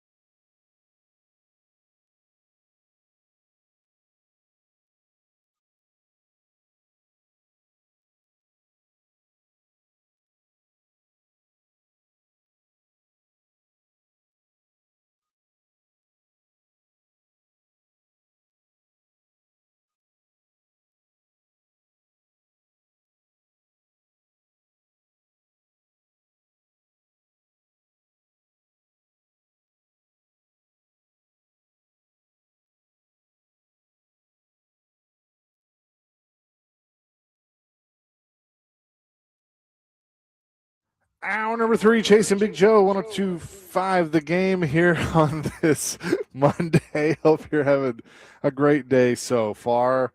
Let's say hello to John McClain down in Houston, who joins us now. John, hope you had a good Christmas. How you doing? I'm doing great. I couldn't be happier. The things I do best is the best time of year. Watch football and eat. And also, our documentary is going to come out on January 30th, and we're doing a premiere here at a Regal Theater, and Regal is based in Nashville. So we're dealing with the people there, people here. We can't wait. I'm going to tell you guys next week what our website is, where you can go and click on it and get some previews. I am very, very excited after 15 months working on this about high school football in Texas before integration. Going to be fun. I can't wait for that. And as much as we love high school football, we will be all over that. You guys will love it. It's powerful. It's fascinating. It's sad. Some of it makes you sick because of what the All-Black Prairie Interscholastic League organization, the players went through until Lyndon Baines Johnson signed the Civil Rights Act that basically got the all-white University Interscholastic League to absorb it. And we've got people like Joe Green, Kenny Houston, Jimmy Johnson, Jerry Levias, Johnny Rowland. We've got a whole array of players or coaches who were involved in our story. But I know that's not why you called. What can I do for you? Well, John, I think this might be the first time that I have ever inferred this, but are the Houston Texans cheering for the Tennessee Titans coming up this weekend? I tweeted yesterday, Hannah McNair, whose husband Cal owns the Texans, and she plays a prominent role in decision here, is actually going to be cheering for Amy Adams Strunk. And those two have quite the rivalry. And everybody in Houston is becoming fans this week of the former Oilers because they need them to pull off a monumental upset of the Jaguars, which isn't likely, of course. So Jacksonville should win the division. Texans should beat the Colts to be 12-5, which would tie the most victories in franchise history, but it would leave the Texans as the top wild card, and it's the first time in the Texans' history that they've been a wild card. They've won 8 division titles to go to the playoffs, and I tell people here they should be pulling for the Steelers because they went to Baltimore where they'd never won, and they won this year 44-10. But Lamar Jackson was out, as well as 5 key defensive starters. 4 of those are back, and I'm guessing Lamar Jackson will be back, and the Texans have never beaten Lamar. So they better be big Packer fans when they play Baltimore trying to win the AFC North. I look at the AFC playoffs, too, and I mean, you can say this about the NFC as well, but with no Kansas City, I think it's intriguing. Now, does the majority of the NFL audience feel that way? We'll find out. My guess is they will, but you got Denver, and they haven't been there in a while. New England's back with Vrabel. You got the Jags. You got the Texans. Nobody thought 2 teams was going to come out. We're going to come out of the AFC South, but here we are. And then the Chargers and the Bills looking like they're the 7th seed, and then who knows what happens between Pittsburgh and Baltimore. I think these playoffs are going to be fun just because you might have some new blood. I'm so glad the Chiefs are not in their chase. It's just, I used to be tired of the Patriots every year, and I was tired of the Chiefs. But now, Denver's defense has not been playing well. New England has beaten one team that currently has a winning record. That was Buffalo. Buffalo just stunk it up and lost a game it very easily could have won. Baltimore decided after John Harbaugh was brain dead the week before and didn't have Derrick Henry touch the ball in the fourth quarter, made sure he got a record number 36 carries to go with 216 yards and 4 touchdowns. I think we know what their formula will be, but I think the AFC is wide open. I do not see the Texans with their offense. They got a Super Bowl defense, Super Bowl special teams, but their offense is just too inconsistent. There's no way they're going to win 3 road games, even though they've won 8 games in a row, and they just beat the Chargers on the road. And they've won some tough road games, but I don't see them. And boy, after watching Buffalo in that game, I was going to say, okay, the Bills. Right now, I'm not so sure Jacksonville's not the best team. Clearly, the NFC is superior to the AFC based on what that San Francisco-Seattle game. You talk about a great way for Sam Darnold to prove himself, and 49ers defense has given up a lot of points, but they're at home, and if they win the Super Bowl at home, they will have played their last 5 games at Levi's Stadium, and right now I am not picking against the 49ers. You know how much – you've covered this league a long time. You know how much experience can matter this time of year in the playoffs. And you look on the AFC side, and there's not a lot. I mean, the Bills. I mean, maybe Baltimore if Baltimore gets there. But I look at the Eagles as up and down as they've been this year, and they didn't deserve to win that game yesterday, but they did. They might be the team just based on experience that could wiggle their way out of a really tough NFC. I couldn't believe they won that game yesterday. I complain about the Texans' offense. When the Texans score 20 points, they're 10-0. I mean, they've won all 10 games have been if they score at least 20, because they generally don't score many points. It's almost like they play for field goals, knowing that their defense is going to come through for them, and that's scary. But right now, watching what the Eagles did offensively with the weapons that they have, that's terrible. Now, Lane Johnson's supposed to come back, and I saw an unbelievable stat for right tackle. When he's played, they're like 30 or 40 games over 500, and when he doesn't, they're under 500. And I wonder if they've been playing possum all this time, and now they're going to get interesting. But I don't see them. They're not as well-rounded as Seattle, Los Angeles, or San Francisco, but they do play great defense. But man, oh man, Saquon Barkley has not come close to what he did. Jalen Hurts plays in spurts, and I don't see them being better than the 4th team in the NFC. But man, it's going to be wild watching those teams beat up on each other. We're talking to John McClain on the Chase and Big Joe show. John, I asked this question earlier. We had Terry McCormick on. If Jacksonville cannot sell out that stadium on Sunday with what's at stake, can the passion ever make it in that city? Because you got a great football team, going to win the AFC South. Nobody predicted this. They're fun to watch. That's a great football team. If that stadium's not sold out, is it ever going to be passionate about Jacksonville and that city and that football team? I remember covering the 1999 AFC Championship game when the Titans beat them for the 2nd time there, and Jeff Fisher called it their home away from home. And that was about as passionate as I've seen the Jacksonville fans. Now, when Tom LaCoughlin came back in 2017, they were really good, but the fans have been let down so many times. Remember the last time they were in the playoffs, they were down to the Chargers, should have lost. They came back and won a great game. You would think that would stir the fan base, but it didn't. And then they come back and get off to a really hot start, just the way the Colts did this year, and then they went down the toilet.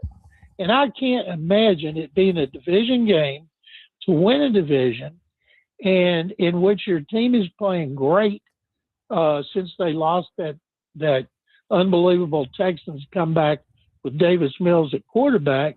And what else is there to do there? It's not like they're competing with hockey or the NBA or baseball. And I just can't imagine. They're a fun team to watch. Liam Cohen is a fun team, a coach to watch. I just can't imagine there's anything better in Jacksonville than getting fired up about the Jaguars and their chance to go to their first Super Bowl. Absolutely. John, is Liam Cohen, I mean, is he – I think he's Coach of the Year material, But it's because he's in Jacksonville. Does he get overlooked by like a Vrabel or maybe a Mike McDonald in Seattle?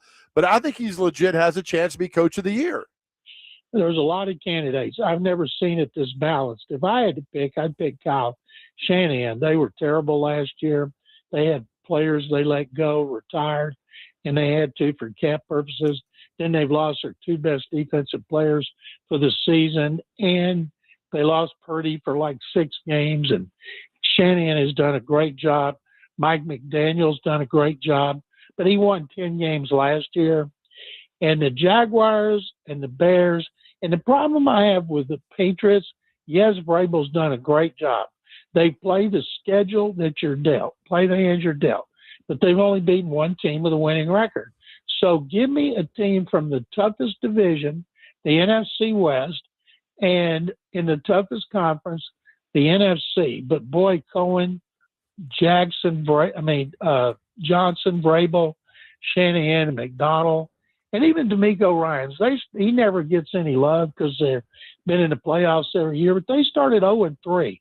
We all wrote them off. Stroud got a concussion. They had to play Davis Mills. And the last time they lost, November 2nd, when Stroud went out in the first half with a concussion and lost on a field goal with no time left, that was November 2nd. And D'Amico Ryans has done a great job. John, are we seeing a star in the making in Caleb Williams? Because he was on fire last night. He was great last week versus the Packers. It's just fun. After everybody said, oh, he's not going to get it done because he paints his fingernails and he's aloof and doesn't talk to his teammates. But my goodness, John, watching him this season, he's something else. He's fun to watch, and he's at his best when he's off schedule. That's like in a situation like they were in last night, desperation, he does make plays. Now, I give a lot of credit to the defensive coordinator of the 49ers, Robert Saleh, on that last play with 4 seconds left. He had guys rushing him. He didn't want to give him a free throw, and he had to make that last pass with a guy in his face, and it bounced to the receiver. Well, what a game. No telling. With weapons, he has so many weapons around him, and he didn't have Roma Dunze, one of his best receivers, and they got multiple talent and skill positions. I think the Bears are Super Bowl. I don't think a Super Bowl contender this year, considering how strong the NFC is, but definitely next year. By the way, John, before we go to the break, I joked with my friend of next week against the Steelers, the Ravens will give it to Derrick Henry 41 times. He'll have 302 yards and 6 touchdowns based on what they did last week.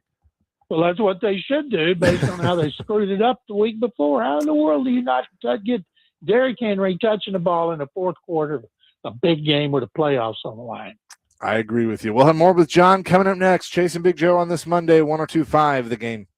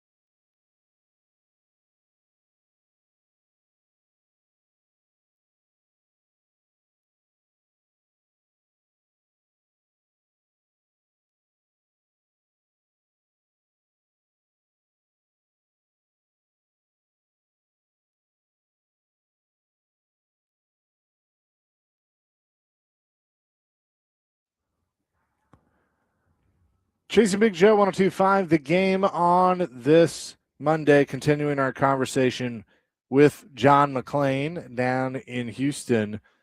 What do you think we're going to see next Monday, which is, I guess, rightfully or wrongfully known as Black Monday in the NFL, when there are going to be some more jobs opening up besides the 2 that are already open?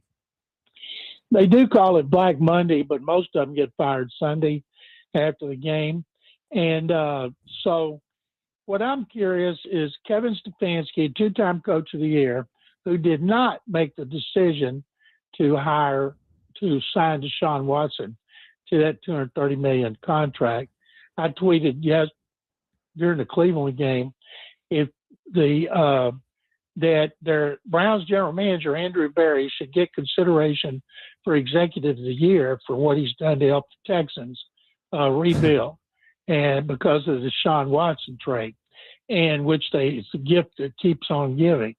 And so I'm eager to see, do they fire Stefanski? If they do, he's like Vrabel. He'll get a job whenever he wants it, whether it's next season or the season after.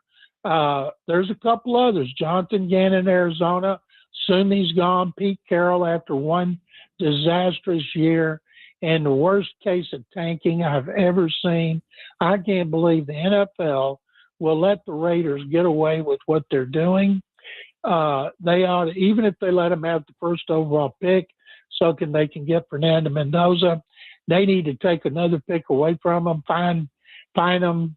You know, it doesn't hurt owners these days, but you can't just look the other way. Will Mike McDaniel get another year in Miami?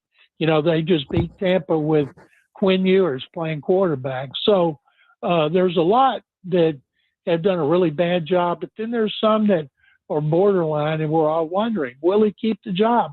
If Buffalo loses in the first round, will they get tired of McDermott? McDermott's been there a long time, and they haven't gone to the Super Bowl, and this was supposed to be the year. And they get beat out by a first-year coach, Mike Vrabel, and a second-year quarterback with a team that had so many newcomers in free agency and draft, of course, and yet they have been so much better than the Bills have been. So McDermott's another coach that if he got fired, you know, Green Bay's struggling now. Jordan Love's out, but there's Mike, you know, Matt LaFleur, his contract's up next year. He and the general manager, Brian Gutekunst, their contracts are up. I'm guessing after the season they'll announce them with like 3 or 4 year extensions. But boy, if LaFleur, you know, who was there in Nashville, if Matt were out there, my goodness, they would line up. I think this is going to be the most interesting time that I can remember for head coaches getting fired. I will guarantee this. I don't say this a lot. I will guarantee this. If LaFleur was out in Green Bay, he is the next coach of the Tennessee Titans. Well, and that'll come from her. That'd be a bidding war for Matt LaFleur because he's so highly thought of. And the Packers are not stupid, although they have a new team president, Ed Policy, Corman Policy's son. So you never know till you see moves a new guy makes. What I'm really interested in, we talked about this on one of my shows here this week, is about the Titans. I said Brinker has an association with Mike McCarthy, who won 12 games 3 times with the Cowboys and did a really good job developing Dak Prescott, a 4th-round pick. And Matt Nagy's name keeps getting thrown out there because Begonzi has a relationship with him at Kansas City. And I'm wondering, what would you guys think about them? And what would you, even though it's not his fault, the Steelers' offense is really struggling. DK Metcalf's an idiot. You can't do what he did no matter what the person says. In Washington, their tight ends got out with a broken leg. They've had all kinds of injuries. I think I just saw where Aaron Rodgers completed 8 passes yesterday to wide receivers. And so what would y'all think of Mike McCarthy if it was Matt Nagy, who went to the playoffs with the Bears, or a guy like Arthur Smith coming back to home from the Steelers, or is there a coordinator out there like Clint Kubiak, who I think would do a great job with Cam Ward in that offense? What do y'all think? I think it's Matt Nagy. I think he runs because I think it's a relationship, John. You know how important relationships are. He's a new GM. Oh, yeah. You bring in somebody that you know well, you work with it, that you could be Yeah. honest with, open up with, and I think Matt Nagy's that guy. I'm with Joe on that. I think McCarthy is definitely in play, but I don't know, and it'll be curious to see if it is Nagy. Does that mean that Borgonzi now has more say when it comes to Amy, and she's listening to him more than Brinker? I don't know, but I definitely think it's one of those two. I think Art is potential, but his stock in my mind has dropped a little bit. What I find to be interesting is, when I talk to people everywhere but Chicago, Matt Nagy gets a lot of praise. Chicago, not so much, but everywhere else, it's like Matt Nagy would be a home run hire for the Titans. Well, Nagy is pronounced Neeggy.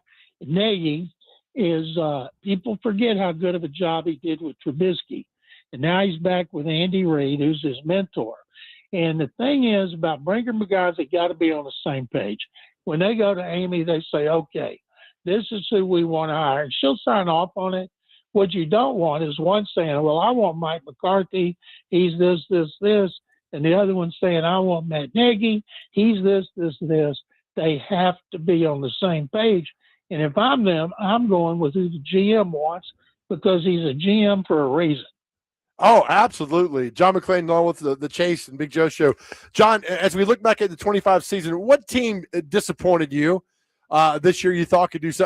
The Lions come to mind. I mean, they're still 8-8, and they've had a tough schedule, but I just thought they something more for them. Is there a team that stands out that you're kind of disappointed in?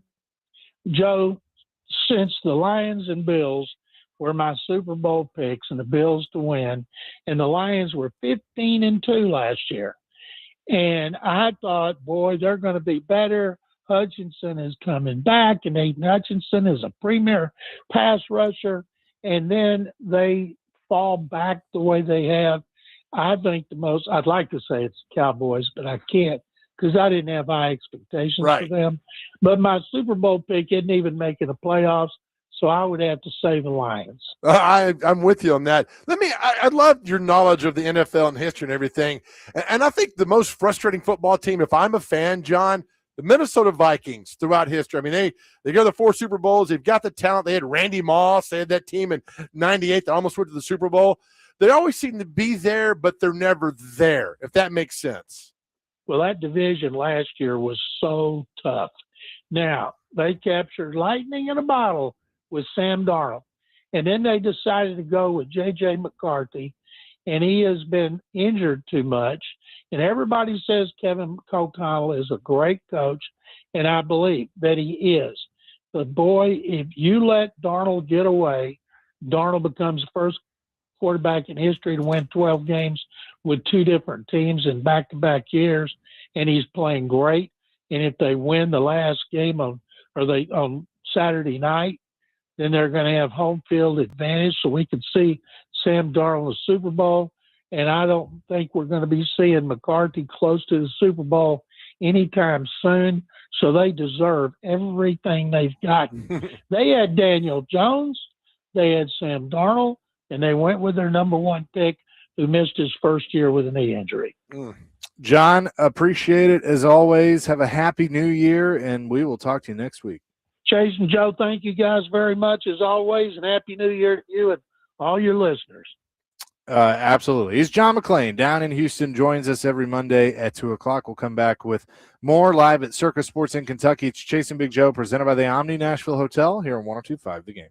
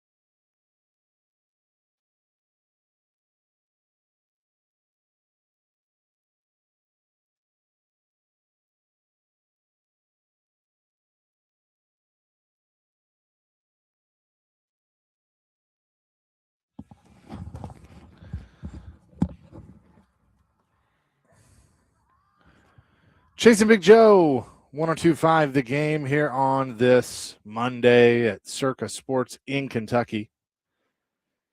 It's interesting to me that, like, I know why, mainly because he's 11-41 as a head coach, but I just feel like Steve Spagnuolo, like, certain people will bring him up, will bring him up as a potential candidate, and then I look at 11-41 and go, that's why he's not. Yeah, I mean, He's a really good coordinator. Some people aren't made out to be a head coach. I mean, that's the thing. Some people are really good coordinators. Some people are really good defensive and offensive coordinators and aren't good head coaches. There's a lot of those that do that. So I think he's really good defensive coordinator, not a good head coach. And your record is what your record is. And then you could say, well, I didn't have this or that. Well, I mean, still, I mean, you're 11-41, all that. That's always the tired argument. I always hate this argument about Joe Montana.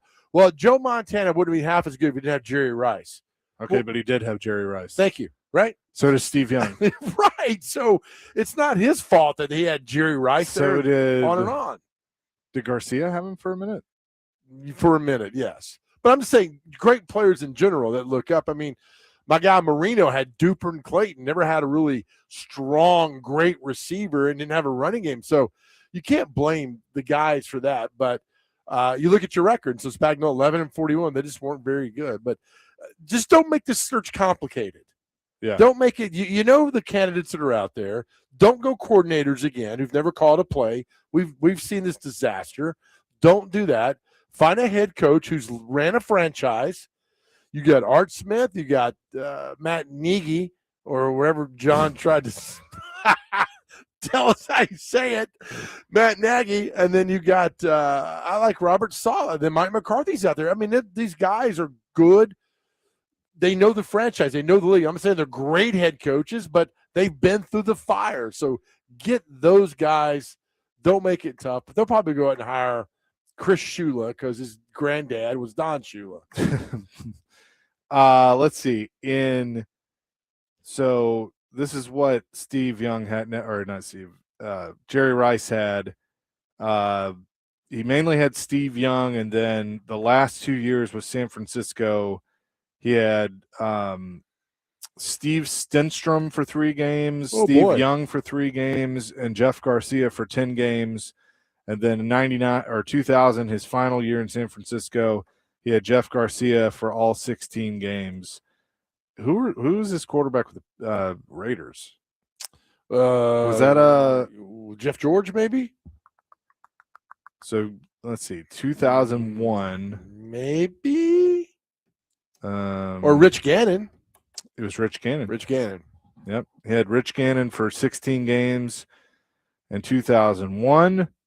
So I think he played in the Super Bowl versus the Buccaneers. He did, because 2002 was Rich Gannon. 2003 was Rich Gannon, Rick Meyer, yeah. Meyer.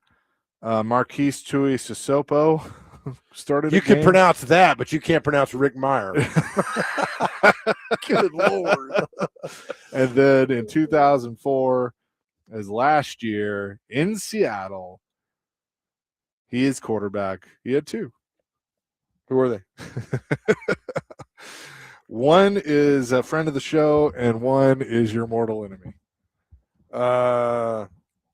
Okay. My mortal enemy. Gosh, that's a great question. One day, who you just despise? You cheered loudly when this guy got fired. Dilfer. Trent Dilfer Can't stand Dilfer for 2 games, and then Matt Hasselbeck. Oh, okay, all right, not bad.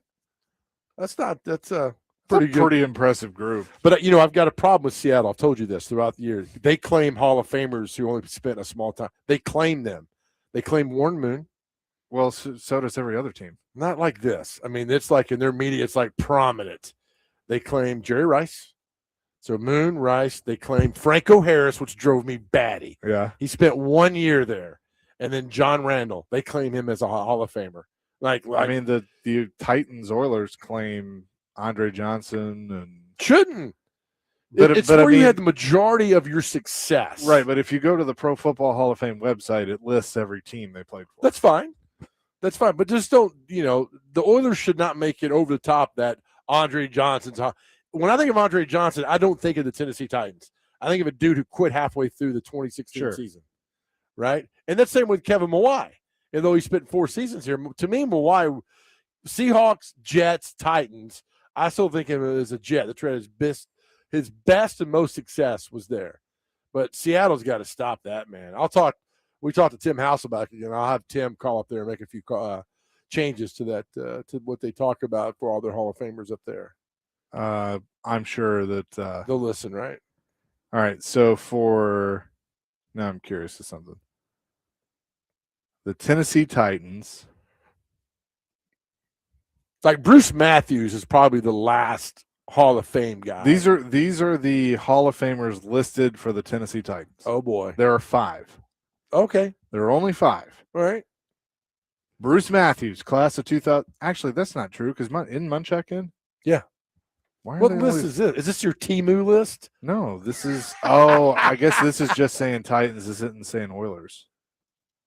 All right, give me the 5 Titans. Bruce Matthews, Steve Hutchinson played 1 year here. Right. Andre Johnson, Kevin Mawai. I'll give you that one a little bit. He spent 4 years. 4 years. Okay. Randy Moss. Randy Moss. Oh, come on, man. Oh my gosh. Okay, so does this not list the? All right, now I'm curious. It should list everybody because the franchise never stopped making. It's always been that franchise. It didn't stop for when they moved here. They carried the Oilers name with them. Yeah. Get John McClain back on the phone. Tell him that Chase McCabe wants to talk to him. That's McCabe, McCabe. Well, because the Houston Oilers are not listed. Just the Tennessee Titans are listed. What list is this? Is your Temu Pro Football? No, this is the website for this is profootballhof.com. This is their official website. It should be Pro Football WTF. All these guys are on there. Why is Munchak not on there? I know. I was like, wait a minute. This isn't right. And there's only like 6 or 7 guards in the Hall of Fame. Yeah. And Munchak is one of those. There are 200 deceased members of the Hall of Fame. Go through all those. Who's the guy in the middle there? Is that Steve Largent? Right here? Yeah. That's Aikman. Oh, okay. I can't see. Well, Herb Adderley. Oh, Troy so it's Aikman, alphabetical. Marcus Allen, Larry Allen, George Allen, Jared Allen, Eric Allen, Lance Allworth, Morton Anderson. Keep going. Plus, I think we've hit a spot now where Hall of Famers are dwindling. Yeah. Right? You shouldn't get 6 or 7 like Jared Allen. I don't think Jared Allen's a Hall of Famer. Steve Atwater. Hell yeah. He'd knock your block off. Eric Allen. It took a while for him to get in, so yes. Champ Bailey. Oh, yeah. You talk about, remember what Tim Hasselbeck said about Champ Bailey? Just amazing player, yeah. He's got a 5 head, too. Jeez. Good Lord, he does. Man, I was like my head. I look in the mirror, man. I was Peyton Manning out for you. That guy's got a 5 head. Rodney Barber. Absolutely not. Okay. Sammy Baugh. Yes. Of course. Bobby Beathard. I forgot he was a Hall of Famer. As was administrator. Yep. Raymond Berry. Hell yes. Elvin. By the way, Raymond Berry, I think, lives in Murfreesboro. Does he? Yep. Elvin Bethea. Is it Bethea or Bethea? Bethea. Yep. Yeah, he's an Oiler, right? He is. Okay. Elvin Bethea, yeah. So, I mean, I could go all day on who should be and who's not in. You know who's not in the Hall of Fame? Me. Yep. So George Blanda in this picture looks 75, and he was probably 40. If that. My God. For these guys. But I'm telling you, the Hall of Fame list is dwindling down. I mean, there's Tony DeCelli. He only played like 7 years. No. I don't think he was a Hall of Famer. Robert Brazil, he's an Oiler. He was. Derek Brooks. Yes. I would agree. I would have fought you on that. Really good player. Tim Brown, yes. Roosevelt Brown, Jim Brown, Bob Brown, Paul Brown, Isaac Bruce. No. Nope. Okay. Junius Buchanan. Of course. Okay. JB. Leroy Butler. He was really good at Florida State. He was a good player in the league. No. Earl Campbell, yes. There's another Oiler. I think Gale Sayers is the one that has the least amount of playing time that's in the Hall. I think he played 6 years. And Dwight Stevenson, the center for Miami, who played at Alabama, played maybe 7 or 8. Baselli's right there, too, as well. Those are the shortest tenures of guys that are in the Hall of Fame. What about this guy, Chris Carter? It's tough, man. Took a long time for him to get in, but yeah, I think so. I mean, he was a really good receiver. He's really good. I know you have a problem with this guy.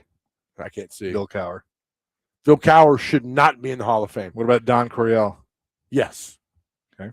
Now, some guys have waited 20, 30 years to get in. Don Coryell, I mean, the passing game we see today is basically from him from the late 60s and 70s. If Al Davis is in the Hall of Fame, I mean, granted, I know he won Super Bowls as an owner, but shouldn't Bud be? What does it say that Bud's not in? He wasn't well liked. Well, I don't think Al Davis was well liked either. But they respected him. He moved the game forward. What did Bud Adams do? I mean, he helped found the AFL. Modern football probably doesn't exist. I'm with you, but he had guys with him. But what does it tell you that he's not in? Look, all these other guys are in. I mean, I get it, but I mean, I still think you can't tell the story of the NFL without Bud Adams. Right. Hey, look, it's Luke Combs. It is. Hey, look, man, we all know him. Dylan, what's up? Hey guys, I heard something on the radio yesterday. I cannot get over on the Talkback show, so I'm sorry, but I gotta tell somebody about this. Sure. Guy calls in. Yeah. So this guy, Jim, says he's been a Titans fan since '96. So take that for what you will. Says he's never called into the show, but he has to call in because Reggie McKenzie and Chad Brinker need to work behind the scenes in the front office. He's so sick of hearing the front office get bashed that we need to just let them work, shouldn't question anything. And it was like this guy was reading a script somebody had sent over, I swear. And no one was bashing Chad Brinker. This guy calls in out of nowhere. And this is the crap the Titans worry about. This is the junk, their image. They got guys calling out Reggie McKenzie, Chad Brinker by name, bashing John Robinson's draft, saying that they're doing everything from 3 years of mismanagement and that we don't know how to run a franchise, so let them work behind closed doors. It blew my mind. It was the most obvious plant caller reading a script. And wouldn't you expect the Titans to do something like that? I mean, that just sounds exactly like something. This is the stuff they worry about, but I couldn't believe it. It was so obvious it was them behind the curtain having this guy call in, but I just had to tell somebody, and I felt like you guys would be the best ones to tell. So, well, I appreciate the call. I'm surprised they did that because they kicked a guy off the plane for talking too much, and now they want stuff out there. So that's interesting. So I don't know. I didn't listen. So those guys do a good job, but I didn't listen. So a plant. You go over and call right now. I don't know what to say. Coming up next, we'll tell you what day it is and celebrity birthdays. Clay, call back tomorrow. Sorry, man. Chasing Big Joe, 102.5 The Game.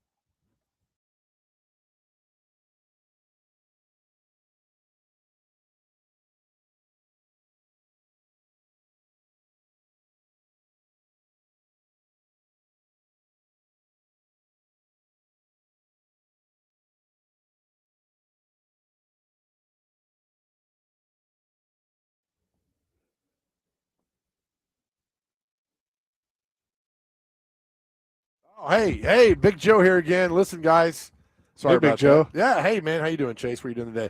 All right, so it's a message we've taken the last couple of years. We're going to go to 2026 about to talk about mental health, everything that we talk about here. Look, we're grateful for all the men who've reached out the last couple of years, and on 2026 we are doubling down on mental health. I tell you all the time, talking to somebody changed my life, and I want the same for you. I really want the same for you. We tell you all the time how much our world's a better place because you are here. And we need you here. That's why we're so honored to partnering with Unity Psychiatric Care. Just a wonderful place right here in Middle Tennessee. For you to get well, here's the best part. It works. Just go to GameNashville.com, click on the Chase and Big Joe Show, and there will be a link to Unity Psychiatric Care. So many have reached out to us. Now I have a partner that cares about you. And listen, you don't have to go through any of this alone. It's private. It's confidential. And yes, they offer telehealth. And they're also based right here in Middle Tennessee. Or you can call 1-888-508-8002. That's 1-888-508-8002. And this is also very important. If you have a loved one who needs to talk and you're worried and you notice a big change in them, you could be that person that changes their world. Also, just go to GameNashville.com, click on the Chase and Big Joe Show, and you'll see all the information you need for Unity Psychiatric Care. Help is just around the corner. I tell you that all the time. And you don't have to go through any of this alone.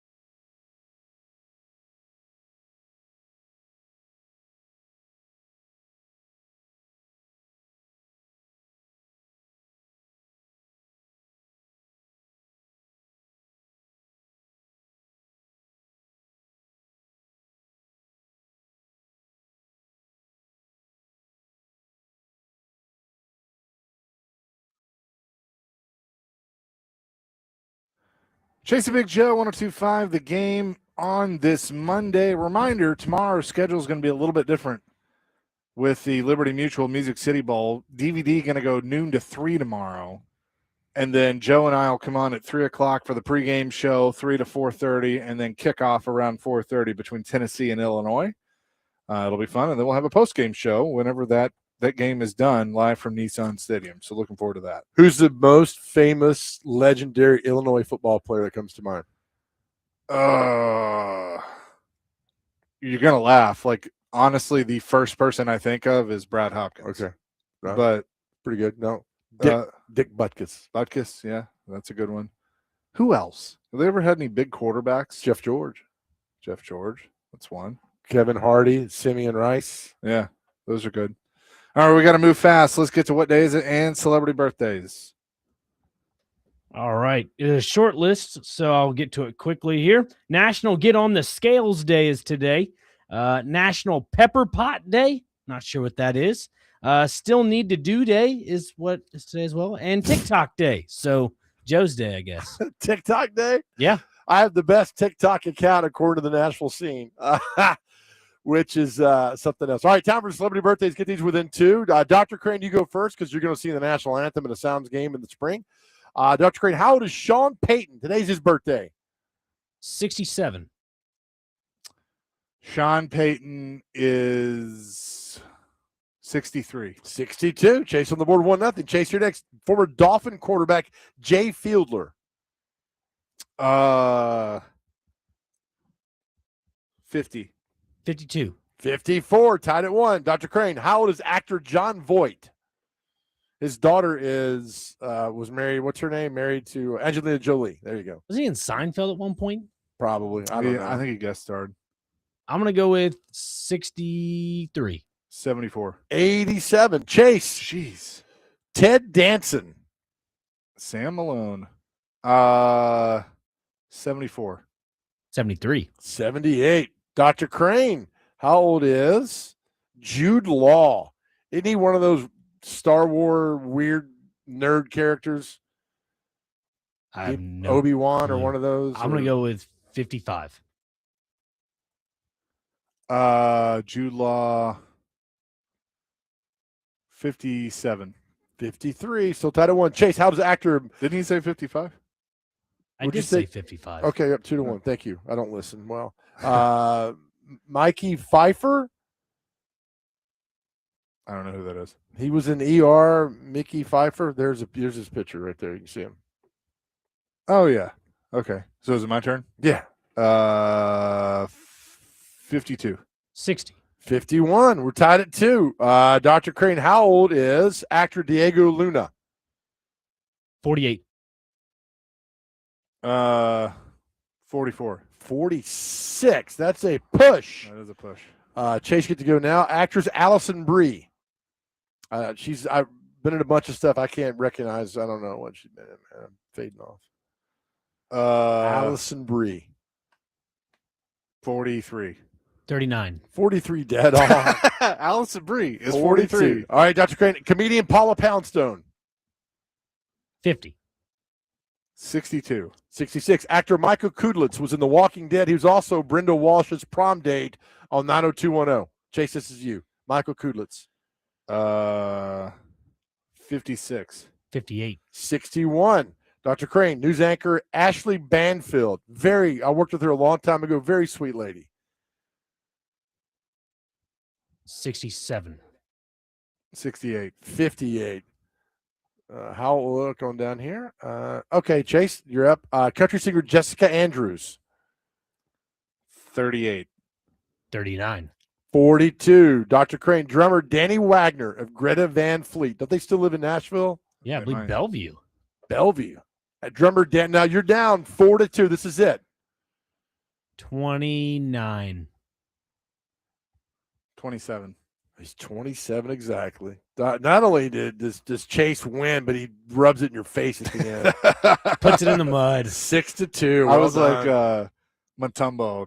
No. Right. You tried, Dr. Crane. We like it. Again, we're going to be on at 3 tomorrow. DVD will be on at noon. A little bit of a different schedule because of the Music City Bowl. We head into 2026. Same message to our guys out there. If you are struggling, we tell you all the time, please talk to somebody. You have so much worth in this life. We tell you all the time how the world's a better place because you are here. Two words we're carrying into 2026.